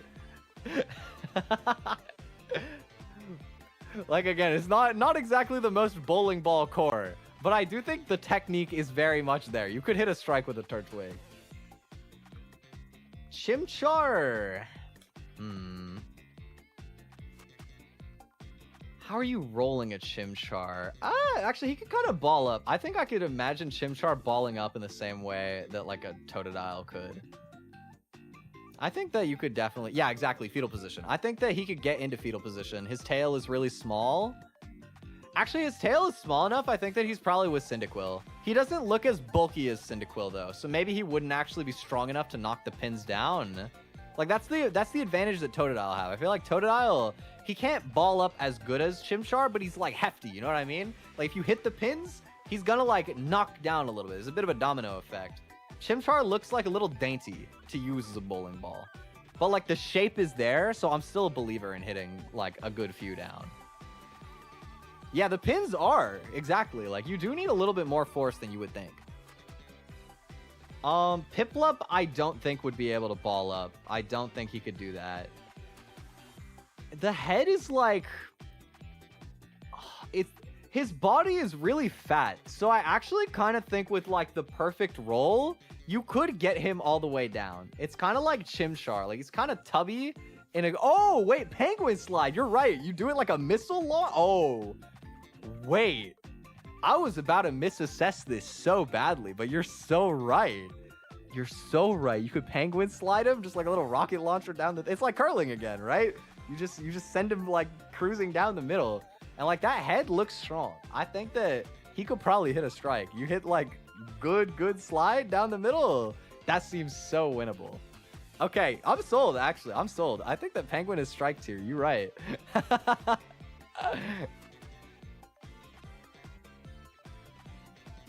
Okay. Snivy. Snivy is, like, kind of Chimchar, but just a little bit heftier, I feel. I think Snivy is probably also in spare tier. I think that you could definitely get that into a ball. It'd be hard to, like, get enough force to get a strike, but I think that you could definitely, like, knock most of them over and then clean it up with one more throw. I think the accuracy is available to you. Tepig. I love Tepig. This guy is, like, the most overhated starter ever, in my opinion. This little fat pig, I love him. That being said, Tepig is going into the gutter. There is just no way that that shape is working out. His head is way too fat. Like, he is going to roll off to the side, but I do love you, Tepig. Okay, and then Oshawott. I mean, Oshawott is kind of like Piplup, but I think a little bit less strong looking. It doesn't like Piplup. Look at that, like beautifully round, like shiny dome. Like it almost looks like a bowling ball. You know what I mean? Oshawott, I think the same strat applies, but I don't know that he has the strength for it. I think it's a spare angle instead. I think that he almost has the sauce, but I think, yeah, like face down. You hit him with the slide like an otter in the same way that a penguin would, but I don't think he slide as good. I think he's like solid spare tier though. Chespin. I think Chespin is a gutter in the same way that Torchic is. I think the head is just too fat to be rolling pin stratted. Fennekin, there's just no way that you're rolling a Fennekin. That's just not gonna work. Froakie looks very ballable, but also, again, kind of dainty. I think it's kind of the same situation as Chimchar. Rowlet. Okay, so Rowlet is very light. I remember looking this up, and Rowlet is, like, exceptionally light. Not like... Let's just look. Rowlet weighs 3.3 pounds, or 1.5 kilograms. Very, very light. However, he is perfectly ball-shaped. Like, this thing is the perfect shape for a bowling ball. Like, you gotta account for the physics aspect of the fact that you could get a perfect roll on this guy. Like, maybe he's not very strong, but I think you throw it just right, he could have the momentum to get it done. I think Rowlet has to be strike tier. Despite his very light weight, I think most of these are really lightweight as well. So I'm gonna make a assumption that this would be reasonable and put him in strike tier. Litten. I mean, cats are kind of good at balling, but like, Litten doesn't seem like it would get as fast of a roll up. I think maybe you could like get a couple, but I think it's weaker than the other options when it comes to doing the fetal position roll strat. Poplio. Poplio is once again one of these like seal kind of options, but would it work though?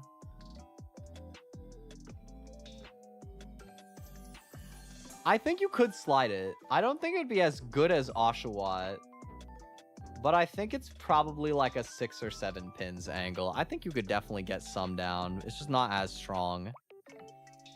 Grookey is kind of just like Chimchar, but with way more heft. Probably in spare tier. I think that Grookey would be very doable. Sobble looks...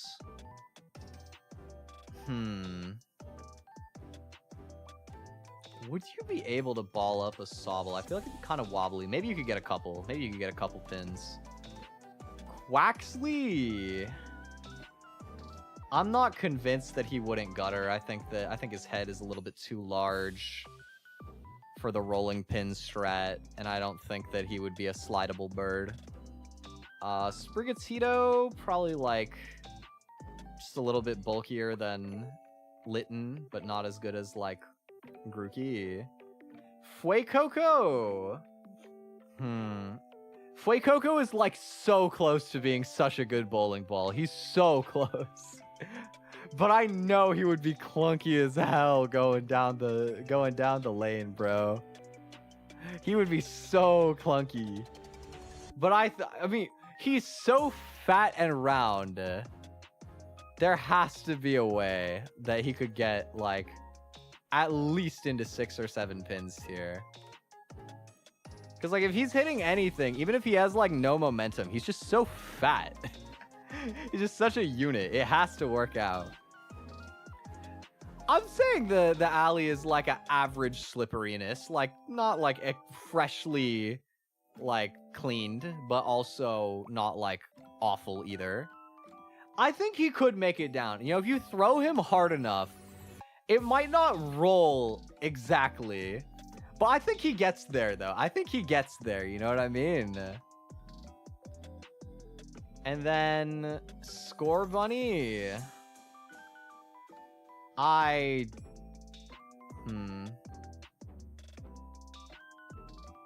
don't feel like he would roll, to be honest. Maybe just I just don't feel like he would roll. I think he's too dainty. Yeah, I think he's too dainty. I think this is my starter bowling ball tier list. Interestingly, this is a way more even tier spread than I thought it was going to be, by like so much. I thought my tiers were going to be really like top and bottom heavy. Or not, sorry. I thought it'd be like a couple strikes, a lot of maybes, and like a lot of no's. But actually, with some innovative tech, there's so many doable ones. I think there's a lot of interesting ideas at play here. Big fan, big fan. We got 2 more tier lists for today. The next one, I do have to say, it's gonna be a lot that I haven't tried. But it's been a long time since I last did a fruit tier list. And you guys know me, I love fruit. Big fruit enjoyer. So I thought it'd be fun. This one has a lot of fruits. Our categories for the fruit tier list are eating 6 or 7 of these in one sitting, banger from time to time, solid, it's not a no, it's a no from me, dog, haven't tried, and haven't tried derogatory.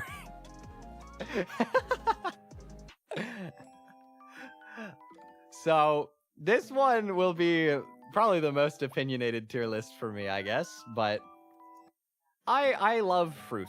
I am a big fruit enjoyer, excited to share my takes with the people. Green apples, I think they're solid. I don't know that they're quite like a top tier for me, but I do like them quite a bit. I think red apple, maybe I like a little bit better, but they go hand in hand. I do love apples quite a bit. Just always very consistent, very solid. Can't go wrong with an apple. My dad loves apples, so they're around a lot. I guess I'm biased in that way. But like a good red apple, quite good. Honestly, I think red apple is actually a high enough, like high that I would put it in banger from time to time. I don't know that I would ever go through like 6 or 7 apples. I mean, obviously I think this is an exaggeration, but like it's not like an absolute top tier where I would just want to binge it like a ton. But it is like very good. I agree. Apricots, I'm trying to... Have I ever had a not dried apricot? I've had dried apricots. I can't remember trying just regular apricots, but I think they would probably be good. I'll put it in haven't tried. Avocado. This is an unpopular opinion. I'm gonna get boomed for this one. I don't like avocado. I know it's a me problem. It's a texture thing. Just part of my eating disorder. My bad, gang. Avocado, not for me. Same. Okay, I got one person. If nobody got me, I know Mike got me huge. Banana. Now, last year, I would have said eating 6 or 7 of these in one sitting. Like, banana has legitimately been my staple fruit for years. But recently, I haven't really been eating bananas much at all, to be honest. I think that maybe I've gotten a bit bored of them. I think banana is like a solid tier to me. And what it really is that banana has the consistency and the ease of access that can make it super like reliably good. But it is just a solid fruit. It's like a high B tier that is just really spammable, is my opinion. That's my more nuanced opinion of banana after time. But I do like bananas still. Blackberries. I actually think blackberry is probably banger from time to time for me. I really like berries. I think that I'm a above average berry enjoyer.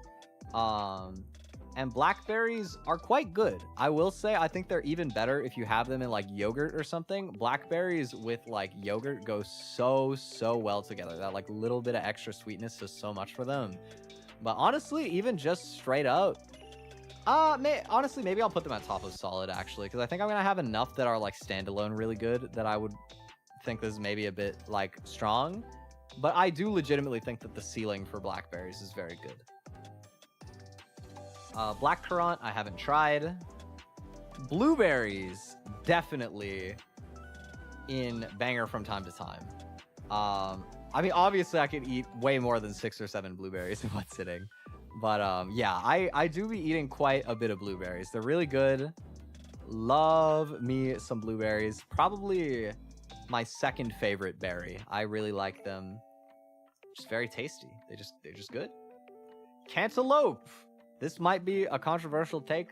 I'm eating 6 or 7 of these in one sitting. I love cantaloupe. Cantaloupe is the GOAT, man.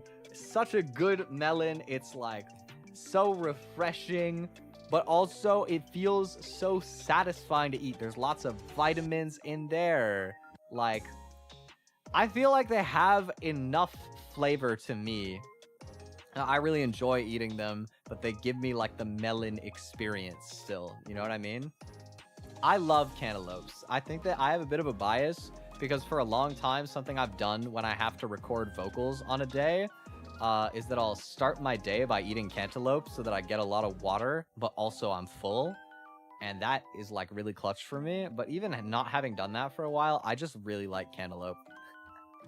I don't think it's for everyone. I think a lot of people would put cantaloupe here, maybe even here. There's a lot of people that aren't big cantaloupe enjoyers. I'm just cantaloupe's strongest soldier. Don't worry about me.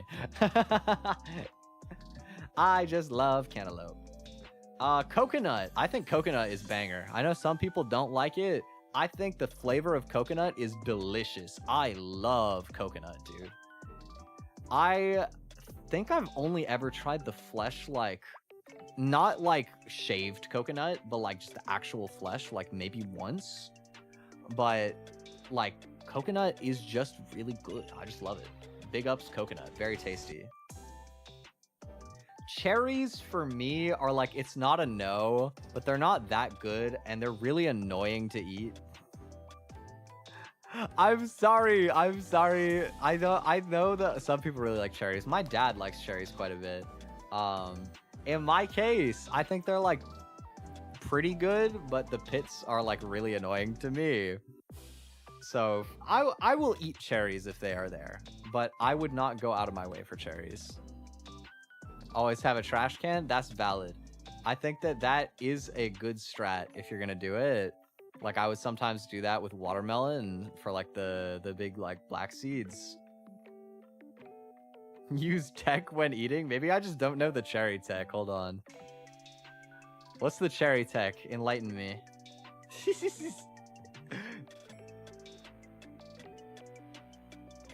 Guess while that's typing, I've never tried cranberries.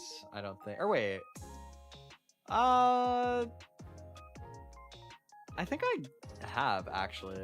I think I've tried cranberry like once. They're like okay. Very okay. Dates I haven't tried. I know some people like them. I don't know if I would like them. But it's not derogatory though. Dragon fruit I haven't tried, but I kind of want to. One of my old friends' profile picture was a dragon fruit art, and I thought that was really cool, but I never got around to trying it. Durian is definitely our first haven't tried derogatory. I'm very scared to try durian. Figs I haven't tried. Gooseberries I've never tried. Grapefruit. I love citrus, so I think I would probably put this in solid. But actually no. I think it's probably I wouldn't turn my nose up at a grapefruit, but I think that it is a bit strong, perhaps. It is probably a bit much. Okay, red grapes versus white grapes. We normally end up getting red grapes because my sister likes those ones better, and I think those are very solid. But green grapes are banger. Actually, they're both banger, but I do like green better. Not by a lot, but I do think green is better of the two. For me personally, I like green. Kiwi. I haven't had a kiwi in a long time, man. I think it's just not a no. It's just fine. Lemon. Ooh. I don't know that I could eat 6 or 7 in one sitting, but I would put lemon and lime in banger from time to time. I do love both of these fruits. Very yummy. Why did they spell lychee like this? Lychee. I don't know. I've never seen this spelling before, but they are so good. Oh my god, dude. It kills me that I can like never eat this fruit because they cost so much money. They're so expensive. They're so expensive, but they're so good. This is like a delicacy. I would not eat 6 or 7 of these in one sitting simply because it costs too much money. However, if there were 6 or 7 of them in front of me and there was no consequences, I'm just tearing through those. Delicious. Like, so good. I love lychee. So tasty. Okay. This one, gonna be the most controversial fruit on the list, probably. Some people will hate me for this. Mango is a no from me. I don't like mango. I'm sorry.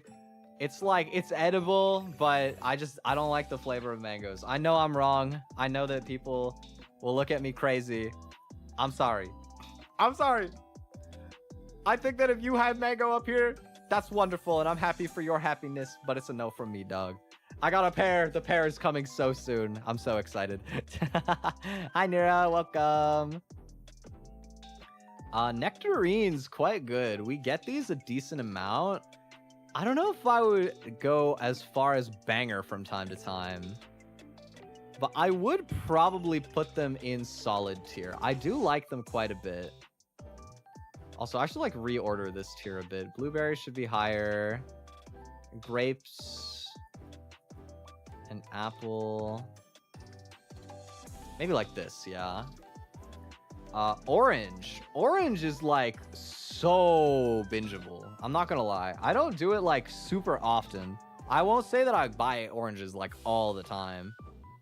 But like oranges are really like bingeable, to be honest. Like you get a little bag of like clementines and you just start popping those. Like, oh, those are, oh, is that what tangerine is here actually? Okay, I'm gonna put orange in like high banger from time to time, knowing that tangerine is coming up for that. And tangerine, I'll just do it now. Tangerine can go in eating 6 or 7 of these in one sitting. These are so good. Love those. Papaya, I have not tried. Passion fruit, I haven't tried. And I'm not going to lie, it looks kind of like a texture that would be really gross to me. But, I mean, I think it's cool, though. Good for you, passion fruit. I don't know that it's a no, but it would be tough. Peaches. Peaches are definitely banger from time to time for me. We get peaches a decent amount. I don't go for maybe they're just solid for me actually, because we have peaches like a decent amount of the time, but not like an insane amount. But I like them. Like you can't go wrong with a peach. Is the cherry tech not YouTube safe? Oh my god. Okay. Understandable. Thanks for trying anyway.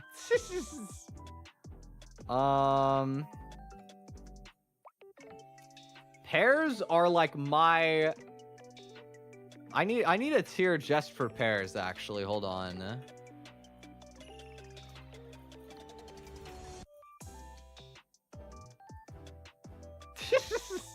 I love pears. Actually, I'm just gonna change this one to my line. I got a pear. Oh, I can't do 2 exclamation marks. I can't make it super twi-core. Alright, I guess it would be this color. Okay. I got a pear tier. I got a pear with that spelling too. I like it, because I would eat 2 pears. I love pears. I eat a pear almost every single day. Straight up. This is like my #1 fruit. Ever since I got back on the pear train, I've not gotten off. I am such a pear enjoyer. I will die on this hill. I am pear's strongest soldier. I love pears. Banger fruit. So good. The flavor just immaculate. So juicy. So good. I just love pears. Persimmon I haven't tried.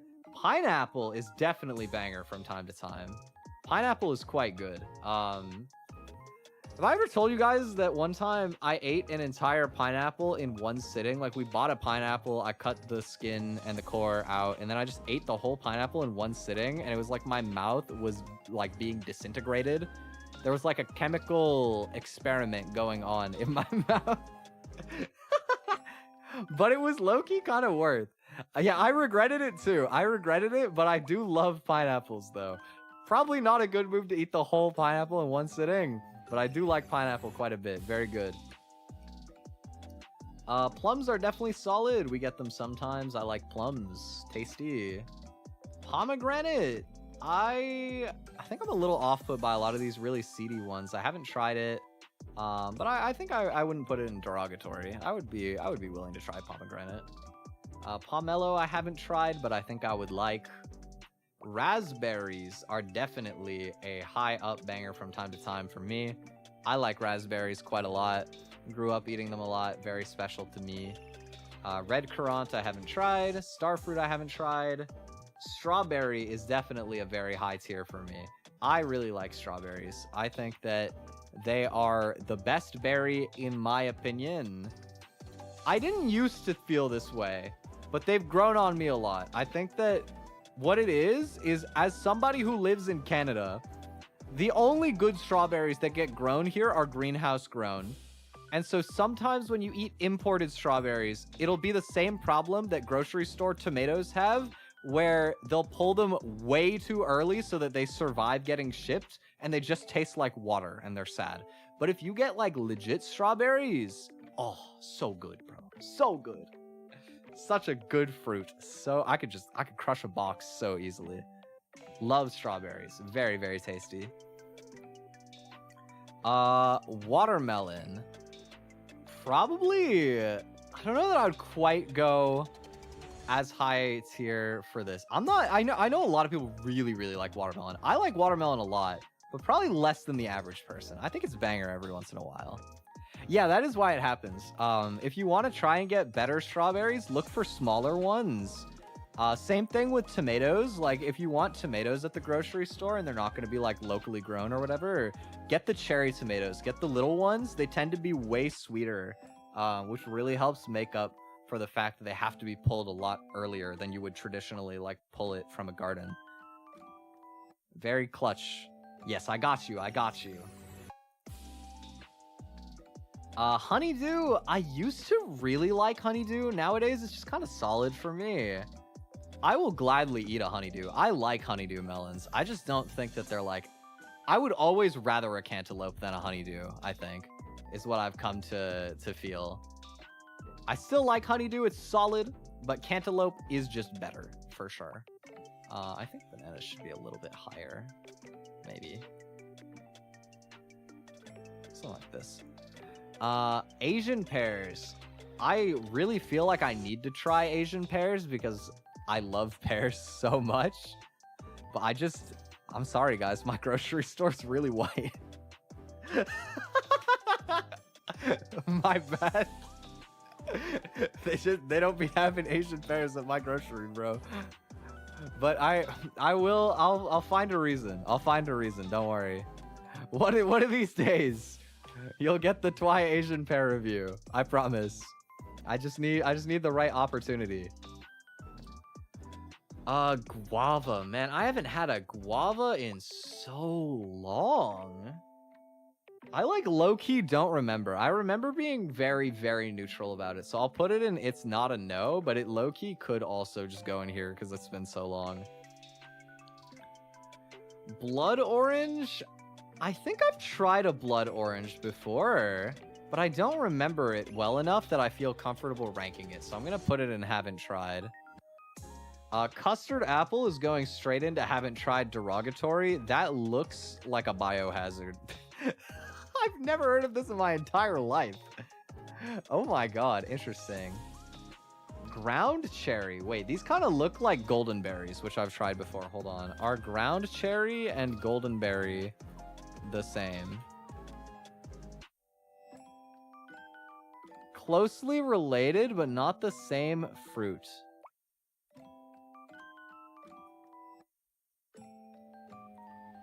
No, wait. Like, I'm looking at these. I've tried this before, actually. I've tried ground cherry before. These are actually solid. They have like a bit of a tropical kind of flavor to them. I can't quite describe it. Like, it doesn't exactly taste like pineapple or like mango or something, but it has that kind of vibe. It's like some sort of islandy flavor to me, even though I don't think they're like islandy as a fruit. That's like the vibe that I got. They're also really sticky, interestingly. I think they're like solid, not like amazing for solid even, but they're like fine. I think it could be interesting to try once, but like I wouldn't go out of your way for them. They're like fine. Come back to cherries and mangoes near the bottom.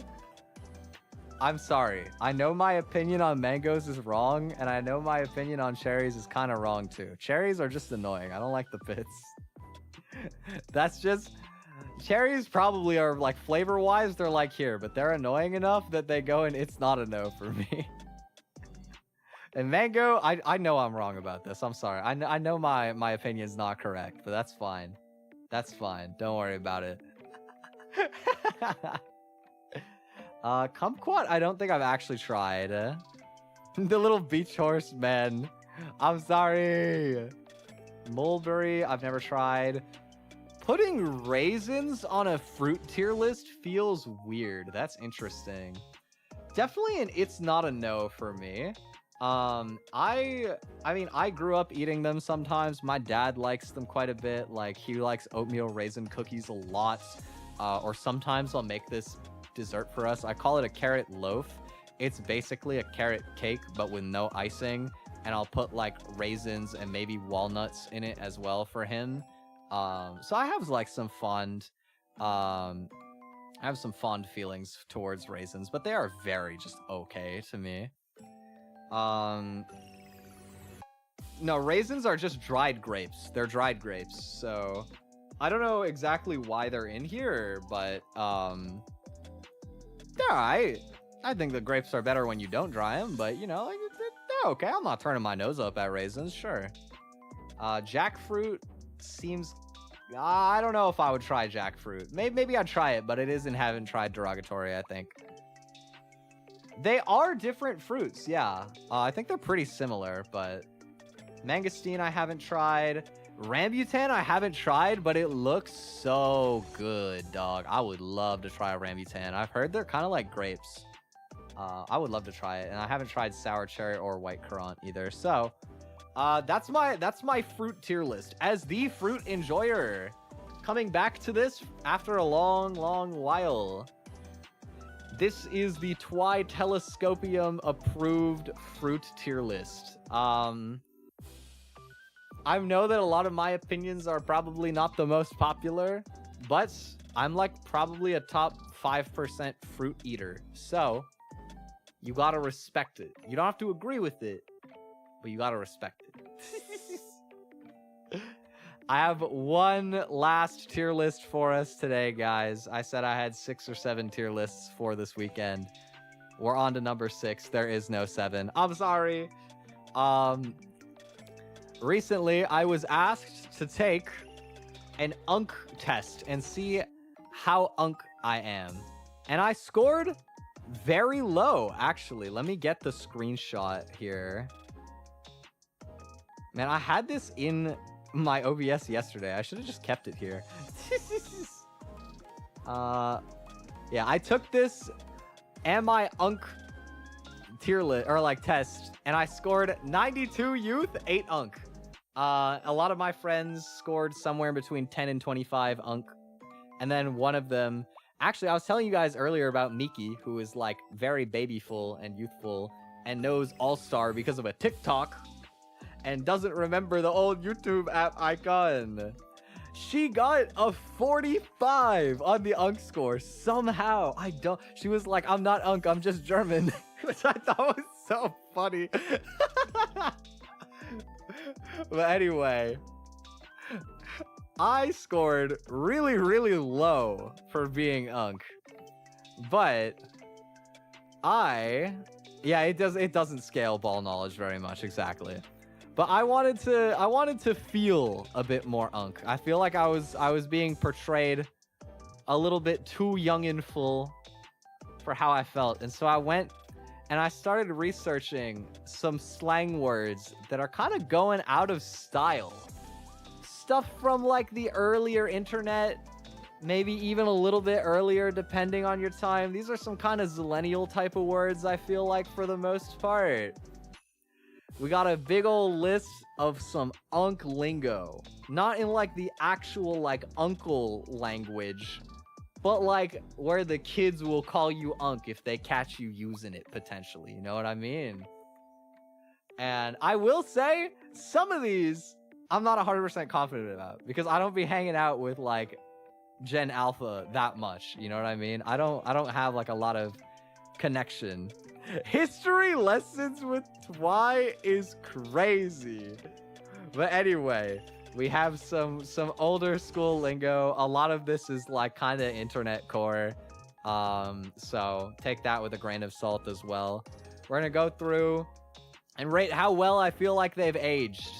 Between daily lingo, every 6 to 7 days, it has a usage case, maybe ironically, word of all time, and it can stay dead Lamau. And I want you guys to know, I wanted this tier to be it can stay dead, not gonna lie. Oh wait, this was giving me a squiggly line before, but it's not anymore. Okay, so it can go to it can stay dead, not gonna lie. That's what I wanted that one to be. So it can actually go back to that. Scored 33. You got 33 for unk. You are kind of unk core. That's understandable. I feel like you have you have a very young soul, but a lot of old people hobbies, low key. I feel like, Luz. And you got 6-7 youth score, so that is a perfect score. I agree. But okay, we're gonna go through, look at some older stuff. I still use some of these like a lot, and we're gonna decide if they've aged well or if they can go away. And the first one is cool beans. I was surprised when I was looking at like looking up like what kind of zillennial slang was popping. A lot of people were saying cool beans, and like I remember cool beans, but like this one is so fine to not exist anymore. Like I don't know, man. Cool beans is kind of not it. Maybe ironically cool beans is kind of funny to have around, but it just doesn't feel that good. If you want to take the unk thing, it's amiunk.com. If you wanted to try it, it's amiunk.com. The official unk test. Pretty quick. Do old people activities with a useful mindset? Me playing Minesweeper Solitaire with the same intensity someone would play Marvel Rivals? That's so real. You're so real for that. Shakes your hand. Dude, Minesweeper's fire. I used to play so much Minesweeper on like, I had it on my iPod and I would do it during my lunch breaks like all the time. That was like my go-to. I don't play it so much anymore, but I still have like a soft spot in my heart for Minesweeper. Gotta go back sometimes. Solitaire is cool. My dad plays Solitaire a lot. I don't know, man. It's been a long time, actually. I don't know if I still know how to play Solitaire, but I think it's cool. I respect Solitaire. Okay. Rad. Rad definitely has a usage case. I don't think that it's like a regular vocabulary for me, but I don't use rad ironically either. Like, I think rad is a fun word sometimes. It has a good energy about it. I'm a fan. We run duos with Solitaire with your dad. That's crazy. That'd be so funny. Grandma used to play Solitaire and this handheld game show device a lot. Oh, interesting. Man, game shows are nostalgic too. My babysitters used to always play like so many game shows on the TV back in the day. Like I would go there for lunch and after school, and they'd always be playing like Family Feud, Price is Right, Deal or No Deal. Those three in particular were on a lot, not gonna lie. It was sweet. I actually saw them very recently. We got to catch up a little bit. They were kind of nagging me for not cutting my hair, which I thought was really funny. This has been my experience, by the way. When, like, as a young person, or like a young guy specifically with long hair, there's like a bell curve where a lot of young people, well, it's not quite a bell curve. A lot of young people respect the long hair, but it's too much work. They'd be like, oh, I couldn't bother with that, but that's cool, right? Then a lot of middle-aged people are like, oh my God, your hair is so beautiful. Never cut your hair. I wish I had hair like that. And they'll like low-key, like, I don't know. It's the type of thing where you go to a family gathering and people that either haven't seen you in like over a decade or maybe have literally never seen you will walk up to you and literally just run their fingers through your hair like without even asking. Happens more than you would think. Middle-aged people love the long hair. And then when you get to like older people again, it's right back to, yeah, no, long hair is too much hassle. You should cut that, bro. That is like the experience having long hair. But it was sweet to see my old babysitters again. They're very nice. They're still going out to their cottage. They got a new truck to make it easier. I think that's very cool for them. It's funny to me. Their grandson's all grown up. I always felt like it was such a cheesy thing for adults to be like, oh, I remember when you were just like a little guy. And now I think about it and it's like this dude who in my head is literally, I'm not gonna say his name, we'll say like his name is Little M, we'll call him, was like his nickname growing up because he had the same name as his grandfather. So it would be like M and Little M. And now Little M is taller than me. He's like 6 foot something and in high school. And it's like, oh, that guy is just still like a little baby man in my brain. Like, maybe I am Unk. Maybe it's really happening. Anyway. Shout out. I don't even know how I got on that tangent. I forgot. Oh, game shows. Anyway, shout out my babysitters. Love them. Love them to pieces. Okay. Epic. I love Epic. I feel like I don't know that Epic is quite daily lingo, but I use Epic on a weekly basis for sure. I think that this word is just fun. It's just like, it's got a bit of a finality to it. Like if something is just good, it's cool, and you want to like express that and have it be done, you just be like, epic. And that just works. It just works. I like it. I like that word a lot. I think Epic Games ruined this word for me a little bit, but I don't use their service enough to think about it. So I think that I like the word epic. Isn't that crazy? Wait, maybe this is actually like an Unk thing, because I still think of the word epic as like the adjective, but Gen Alpha probably low-key thinks of epic as Epic Games. Like, oh god, man. No, wait, this is an evil thought that I just had. How do I unthink a thought? How do I unthink a thought? I don't like this thought that I just had. This sucks. Oh man. Oh, had the same thing with one of your cousins? Yeah, I'm like 5'10", so like similar boat. Yeah, I don't like that thought either. Let's move on. Yeet. Man, I love yeet. I definitely don't use yeet on a weekly basis, but there is a type of person who would, and I still absolutely think it is a high tier usage case word. Yeet is just fun. Like there are lots of times where it is fun to like say like yeeting something or just be like yeet. It's just good. I do like yeet. I feel like yeet is timeless.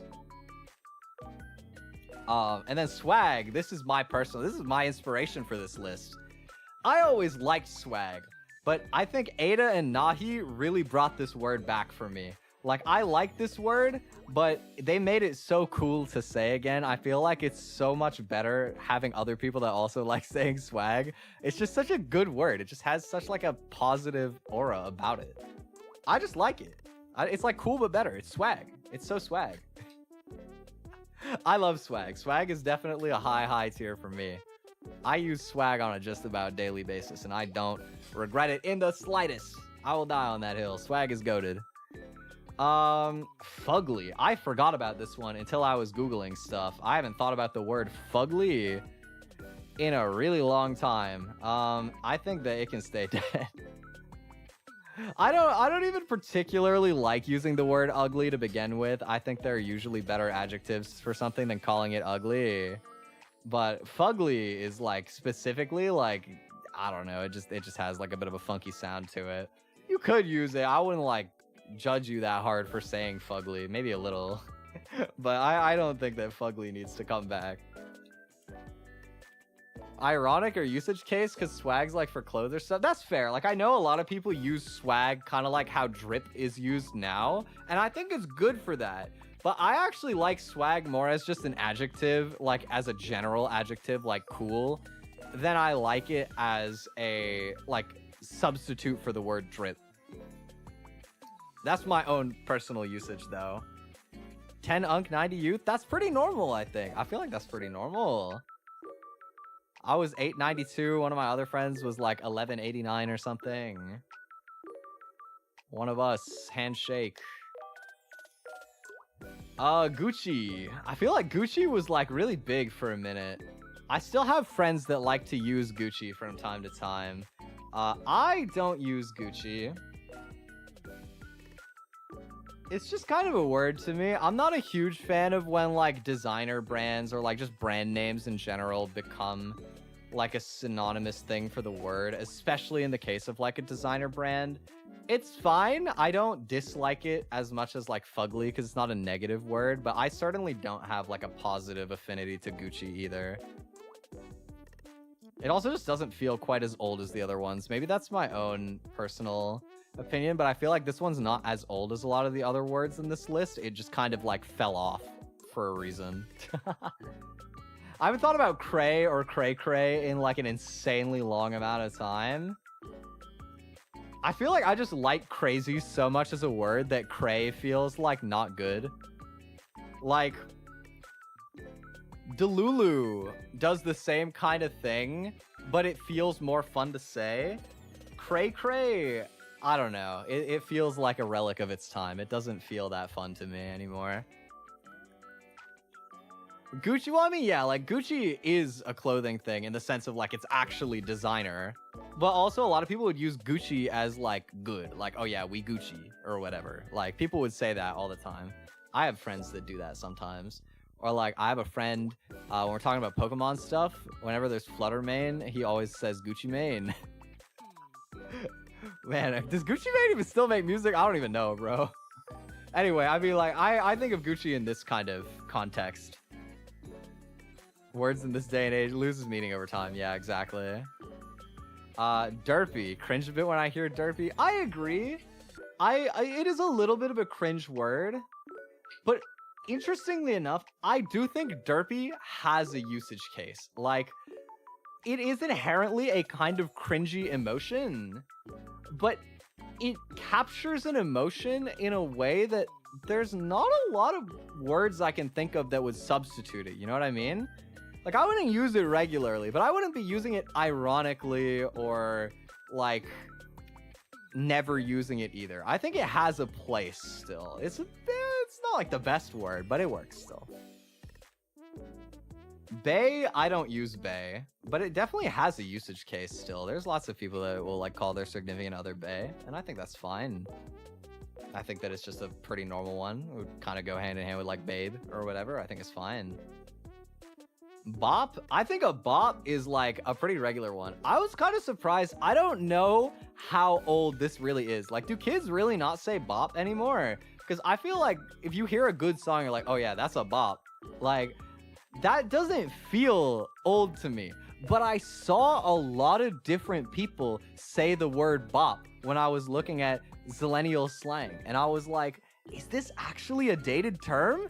Like, okay, so you guys feel me on this, right? You feel me on this. I don't know if this one belongs in this list, if I'm being honest. Because, like, but I don't know. Because, like, do people still be calling a good song a bop? Like, I don't know. Bop has a different meaning. Does it? I mean, I can think of, like, using it as, like, an onomatopoeia, like, bop or whatever. Bop like a loose person. I've never heard that in my entire life. Hold on. What do you mean, like a loose person? Like a fun person? Like, oh yeah, like they're a bop. Or like a crazy person. Like crazy or like party, like fun. I guess that's also kind of crazy, but I guess like chill versus crazy. I've never heard this before. What? Oh god, I am old. No, ew. Like they aren't loyal. Oh, like that. I've never heard that before. That must be a new adaptation of the word, I feel like, because I've never ever heard bop used like that in my entire life. When I hear bop, I think, okay, well, yeah, bop it is classic too. I remember bop it. Twisty. Pull it. Everybody remembers a bop it. Come on, Charlie. Surely the kids still know what a bop it is.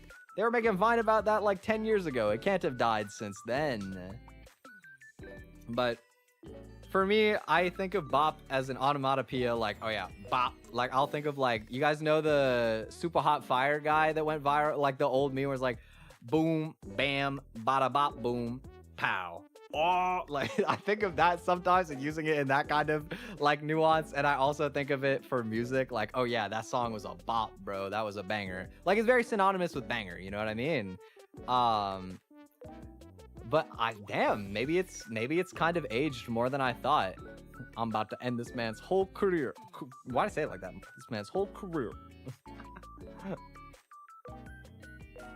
I broke up with my ex-girl. Here's a number. Psych, that's the wrong number. Oh, okay. Bet. This one surprised me too. I don't feel like bet is that old of a word to be using. I feel like this one has a kind of recent origin to me, but I saw it come up a lot again when I was looking for slang words. But in this case, I mean using bet as a sentiment of agreement. So somebody would be like, yo, you want to hop on the game in 30 minutes? And you'd be like, bet. You know what I mean? It's kind of like if somebody offers you a proposition and you're down, you say bet, right? And I feel like this is a pretty regular vocabulary option for me. It depends with who. I have friends that I would like almost never say bet to. I have other friends that I would probably say bet to like in almost half of our interactions. Like most of our interaction is just, you want to go do this thing? Bet. Like, brother used to use bet a lot. I had no idea what he even meant after a while. That's funny. Use that? Okay. I feel like bet is definitely one of the most... I would be the least surprised on this entire list maybe to see a young person using bet. But also, I don't think it's... I think this is maybe a younger Gen Z slang, but I don't know that it's particularly like a Gen Alpha slang. And I think that some older Gen Z like to use bet too. I don't know. Bet feels really normal to me. This one could be like a bit of a doesn't fully belong on this list kind of situation, but I think it's fine. It's Z. I think it's Z too. Yeah. Rafflecopter. Rafflecopter is so ironically, and it's kind of funny. I'm not gonna lie. I do think that rafflecopter is a fun word. I will look at you like you're crazy if you use rafflecopter, but it is funny though. Oh man, you had to be there. Come on, you guys don't remember Rafflecopter? No, come on, yo. Rafflecopter in like 2010's internet was so poppin', bro. Come on. Heard it before, remember it, man. Okay, yeah. Nobody uses Rafflecopter anymore, right? But I do think, ironically, it could make a comeback. I think that it doesn't see any use anymore because Raffle doesn't see use anymore either. Like, Raffle used to get so many variants, and it was just popular, right? Nowadays, people only hit the lamau. People only like to LMAO. They only like to laugh out loud or laugh their ass off, bro. Nobody is out here rolling on the floor anymore. Nobody out here rolling on the floor laughing anymore. But we need to bring back the Rafflecoptering, bro. It could be an angle. I don't know that I want to be the one to bring it back. But, like, if I saw somebody who was using Rafflecopter in the big 2026, I would A, think it's funny, and B, maybe join them. There's a non-zero I would join somebody if I felt like it was socially acceptable to hit a Rafflecopter every once in a while. Maybe ironically, but it would be fun. It would be fun. Oh, this went squiggly again. Why? Okay, back to lamau. Too bad. Does Raffle go squiggly? Is this still normal? No. Interesting. I'm still gonna put lamau though. Okay. Noob, man. Noob really had an era as a word. There's a lot of like early internet words coming up. Yeah, dude, like noob really takes you back, doesn't it, huh? I think that noob, it's not like I never ever use noob, but it is such a just word of all time. Like noob is, Not exactly missed. It's not bad, but it's not missed either, you know what I mean? Like, it's just a word for real. Oh god, in Roblox. Oh, no. Noob. I mean, I guess Roblox was around in the time frame too, but noob is like such a Minecraft word in my heart. Like, I don't know that it even originated from like Minecraft, but I think Minecraft popularized the word noob on the internet to like such an extreme degree. And like competitive games popularized it too, but there was a lot of usage of that term in Minecraft for sure on like old internet. Yeah, for sure. A lot of people used it. That's my recollection anyway. But honestly, noob can go. It's fine. Do the first stage boys be saying? Oh no, FPS. Okay, I was like, first stage production is like spamming noob, bro? That oh man, that's crazy that like typo actually means something. Shout out VTuber community. But yeah, no, FPS was also big. Like Counter-Strike back in the day. Oh, yup. For sure heard that like on FPS games back in the day. I didn't play a lot of different FPS, so I can't speak as much on like COD or Halo or stuff like that. I'm sure it was in there too, almost definitely. But I can speak on Counter-Strike, and it 100% was. Noob and noob, newbie and noob, like they are the same, but like they don't have the same nuance. Like newbie feels very old, like old school, and noob feels like internet old school, you know what I mean? Like actual genuine like boomer word versus like just old internet word, I guess, if that makes sense.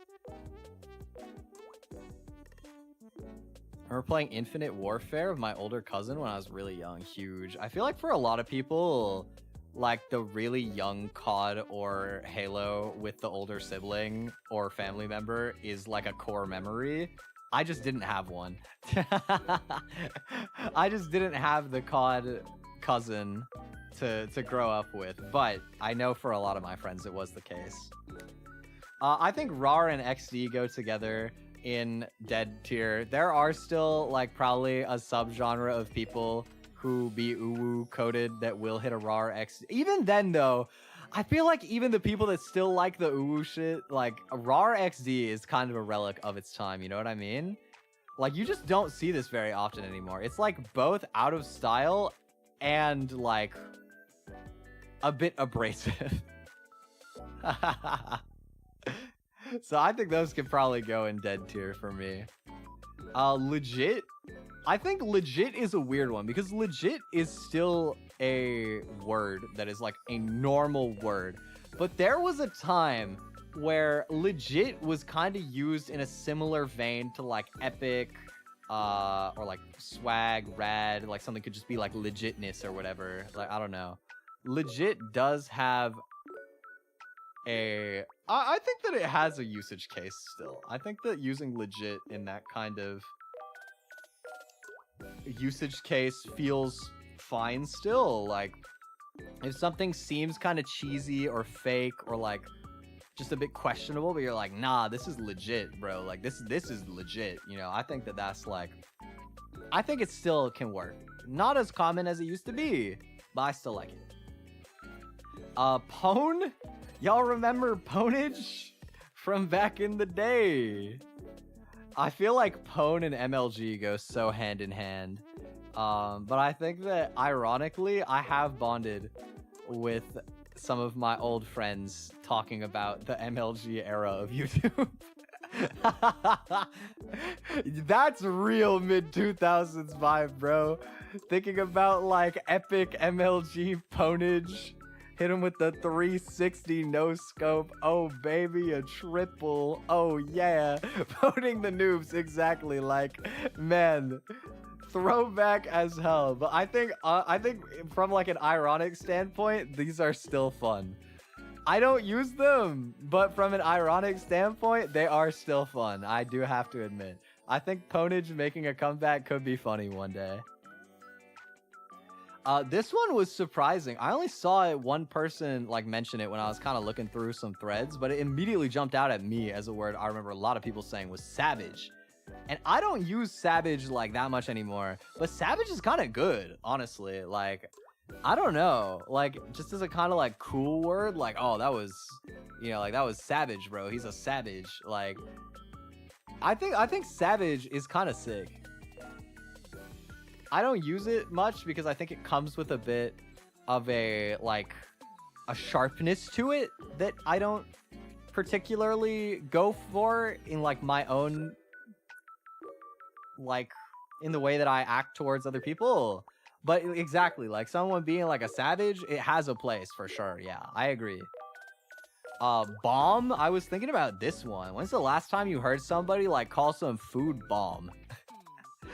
Like calling something the bomb has been like a while since that was like a commonplace thing, I feel like. But it definitely has a usage case. Like bomb still works. I like it.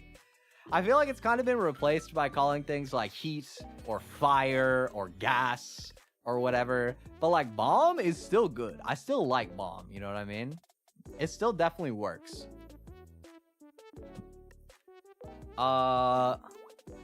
Hear bomb being used in a negative context. Oh, like you bombed a set or something. Like if you like flopped in a way, you like bombed it. Movie bombed. Yeah, exactly. You hear it in that context too. I think this was referring a bit more to like the positive attribution for bomb. I think that the negative one has stayed more, which is kind of sad because like bomb is like a good positive word too, I feel like, but both make sense. Rip. I feel like I used to hit rip more often. Of course, rip as in like rest in peace. Very like MLG core, but this one made it out of like the same like mental category as like pwn and MLG and stuff. This one kind of survived to become a real word. And I think that it's still like, this could easily go here. I don't know that I use it enough for that anymore, but like it is good. It is very good. I think that the modern equivalent of rip is like hitting a damn, it'd be like that sometimes. You know what I mean? I feel like it'd be like that sometimes is kind of overthrown rip for young people. Yeah, like damn, just in general as well, it's kind of overthrown it. Overthrown, like overthrown or dethroned. Sorry. Confusing my words. But I still like rip. Rip still works totally fine, 100%. I'm gonna like reorder some of these too. Rip should be pretty high up. Maybe like maybe something like this. It's definitely overtaken, yeah. This is a funny one. When's the last time y'all heard something called on fleek?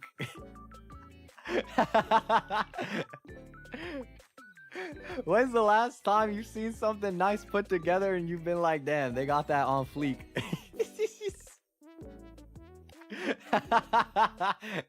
I feel like on fleek is definitely an ironically kind of word, but I still kind of like on fleek. I don't know that I like it enough to put it in it has a usage case, but on fleek is certainly a higher tier ironic word, I think. Only heard most of these in passing growing up. That's interesting. Yeah, I mean, I guess a lot of these are older than I thought, truthfully, but yeah, on fleek, I don't think on fleek was ever like super commonplace, right? It's not, I don't think on fleek was ever like a big thing that everybody was saying, but it was also very like normal. Like you wouldn't look at somebody sideways for saying that it was on fleek, you know what I mean? But nowadays, I mean, I haven't heard on fleek in so long. Actually, the thing that reminded me of on fleek outside of the threads is that it was, I'm pretty sure it was mentioned on that like Am I Unk quiz.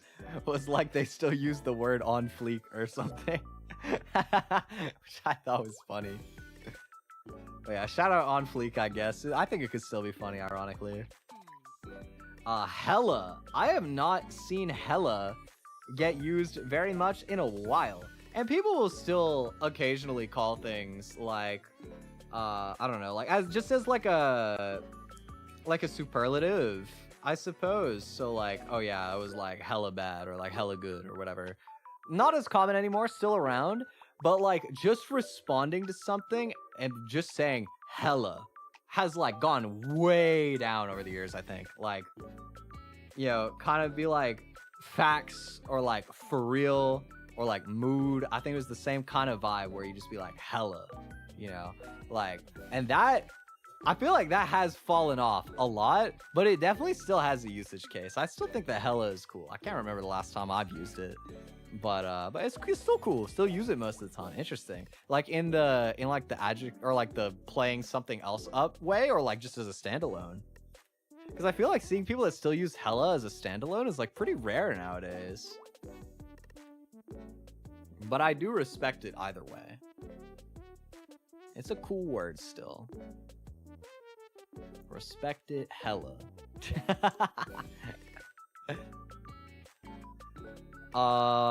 YOLO. I think YOLO gotta be in every 6-7 days personally. YOLO has aged phenomenally. I love YOLO. Playing something else, like somebody tells you something cool, I'm like, oh hella. Okay, so you do use it like that. Still sick, bro.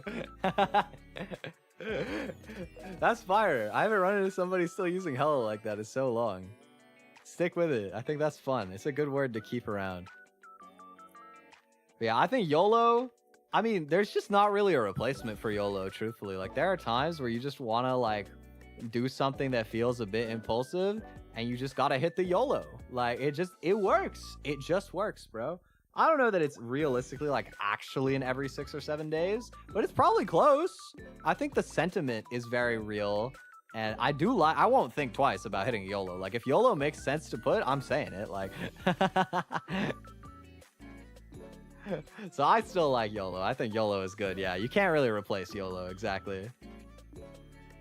Now, lit, on the other hand, I feel like lit has totally been replaced as a word. And, like, it's fine. I think, ironically, it can have a little bit of, like, a throwback factor for it. But lit does just kind of feel like an unsatisfying version of fire or flames or heat or any other fire like gas, any fire related positive word that we've come up with as slang. Lit is just like the most flat sounding of all of them, and for that reason I'm not a big fan of it. It's like a bit of a relic of its time, and it can have a little bit of nostalgia factor for that, but I don't think that lit is all that, you know what I mean? An animation, interesting. I feel like the only time lit has ever sounded cool to me was hearing like Travis Scott being like, it's lit, or whatever, on like an ad lib or something. Like, genuinely trying to think of a different scenario where lit has aged in a way that is cool. I can't. That's probably the only like situation I can think of where lit has stayed like a cool usage choice. But I don't hate lit either. It's just like kind of whatever. But like it has just enough that I put it in ironic tier. Sick is like daily lingo for me. I'm really surprised. Do people not say sick anymore? Cause like I use this so much. But I saw this word come up a lot of times when I was researching for this. I saw a lot of people mention sick, and I was like, do people not say that things are sick anymore? Like something cool, something awesome comes up, you're like, oh, sick, dude. Like, not, you know, like I say that's sick like all the time. That's like so normal in my brain. But like, I saw so many people mention it. I was like, is this really old slang now? Yeah, like I still see people saying sick. I guess my question is like, do the youth still say sick? I don't know. I don't feel like I've seen it as much, to be fair. But I also haven't seen a lot in general of like youth slang. I don't keep up so much with like the teenagers of today. None of the people really. Oh, damn. Oh, my bones, my internal organs. Oh. Oh, wow. None. Okay, well, that confirms it for me. Thanks. Thanks. Oh my god. Well, I love sick. This word stays with me, okay? This is my word. Dope is also really good. I use dope like a good amount still, I feel like. Like just saying that something is dope. I feel like that is definitely exceptionally normal positive word to use. I know that it has fallen off. Not a lot of people still be using dope like that, but I still think it's dope. Maybe, do I use it like every week? Probably. I probably say dope at least once a week. Like most weeks, I probably say dope for at least something. Yeah, I think so. I'm gonna put dope in here. I like it. Maybe a bit lower, but I think that dope is still good. Thought dope fell off. It kind of did. Dope definitely has fallen off, but also like I still like it. Like I still think that it captures a very easy feeling. It's like a very chill kind of way of saying cool. You know what I mean? Expresses cool very like nonchalantly. Like, oh, that's dope. Or maybe not nonchalantly, but like just in like a very relaxed manner, I suppose. So I like it for that. Random. Now, obviously, random is still a very normal word, but there was a period of time, and this is a bit of an older Gen Z slang, I think, where random was one of those like everything kind of words. Like, that's so random, he's so random, she's so random, this thing was so random. Like, if it's just kind of like a bit of a nebulous feeling that you want to attribute, like, there's like almost a little bit, it's just one of those words that can kind of be anything, right? Lol, I'm so random. Exactly, right? Like, random, I think it still has this usage case too. I don't think that this ever went away. It went out of style, but I don't think it ever like stopped being good per se. Definitely haven't heard people use random like this in a long time, and depending how it's used, I think it can be a little bit of a red flag, low-key. But I think random is still a cool word, though. I like it. I think that it's still cool. Very similar to legit. Yeah, exactly. Very, very similar to legit, I think. I probably put it a bit lower than legit, but I like it. Game. Now, obviously, game still is one of the most used words like ever, but I mean game in the way that Riz has completely taken over now.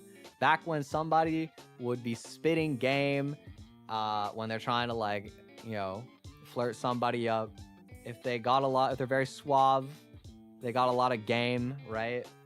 This is a term that hasn't been coming up for a pretty good while. I feel like Riz has become such a phenomenon as a word that game has just kind of died as a result of it.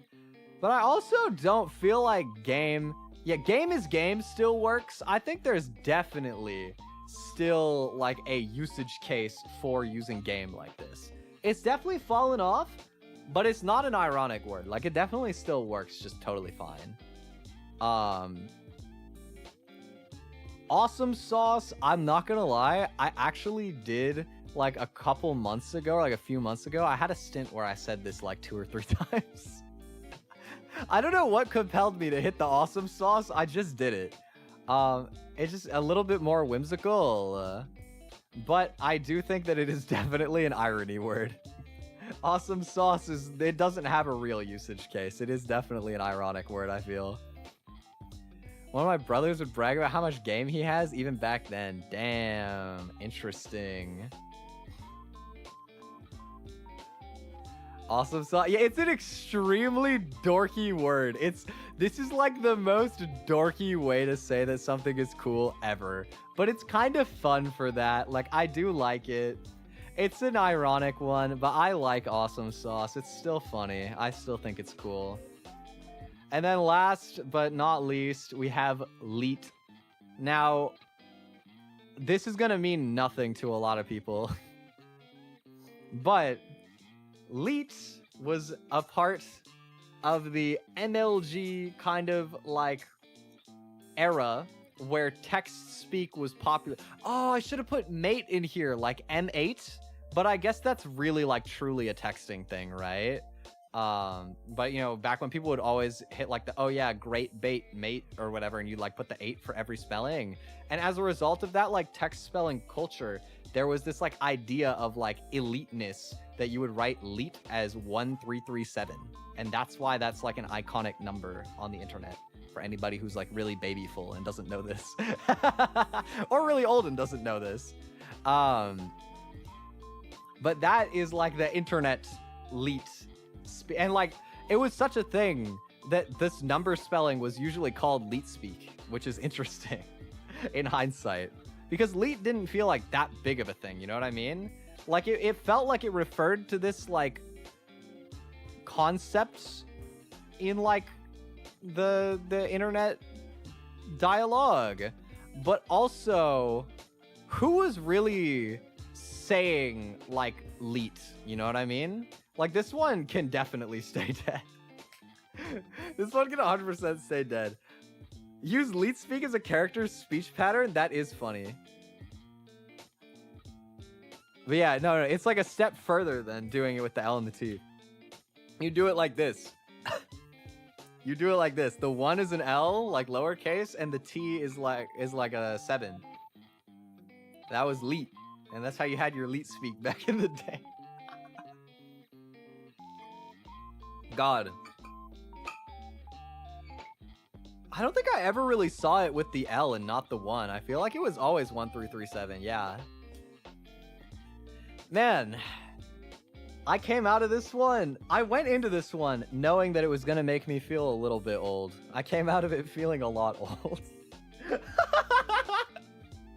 I came out of this realizing so many words have come and gone in my lifetime that I didn't realize. Wow. Oh. How is it possible I could score 92 youth and I still feel so old? How am I so unk with only an 8 unk score? Please, man. Oh. This is the reality of our lives now. You can't even young people are unk now. There's no escaping it. I've been called unk at such a fresh young age. There's no running away. I don't feel old at all. I'm glad. Maybe this was like a blast of youth for you. That'd be great. I feel a little older, but that's okay. I don't feel like old. It's fine. It was, more than anything else, really fun to reminisce on a lot of like words that I think are still fun, but just haven't been used in like so long for the most part. Or at least like not regularly anyway, you know? It was kind of fun to look back. Came in thinking I know a lot of it went over my head. Interesting. Well, I hope that you found some of it kind of fun. Don't be afraid. Some of it's making a comeback. Get on the swag wave. Everything is swag. Or like, I cannot believe that sick is not like normal anymore. Sick is so normal. Okay, anyway. But that is my last tier list for today. I hope you guys enjoy. Oh, I forgot to make myself bigger. I was still like really small on my overlay because of what's it called? When I was doing Tomodachi Life, I had to make myself small so I could see, but I should have been bigger today. Oh well. I guess I'm just staying in the little small corner here. But thank you guys so much for hanging. It was really fun. I hope you enjoyed the first stream of our 6-7 weekend event here, being dumb. I had a lot of fun. I haven't done tier lists in so long, but this was such a fun stream. It really flew by. I gotta do like chatting streams more often. I think it was really funny. But tomorrow, for actual 6-7 day, 2026 6-7, at 7 p.m, we are going to be giving another shot to Are You Smarter Than a 5th Grader? I have beaten this on stream. It did take me 2 streams to do it. I was really bad. I have a feeling I'm going to look stupid again, but I would like to believe my grade level's gotta be like grade 6 or 7 at least. So like, surely I can win. Surely. But anyway, glad you guys enjoyed the stream. Hopefully I'll see you around again tomorrow for some more shenanigans. I hope you have a wonderful rest of your day or evening. Enjoy the rest of your Saturday. Have a good start to your Sunday tomorrow. And I will see you tomorrow evening. Take care, everybody. Bye-bye. Take care.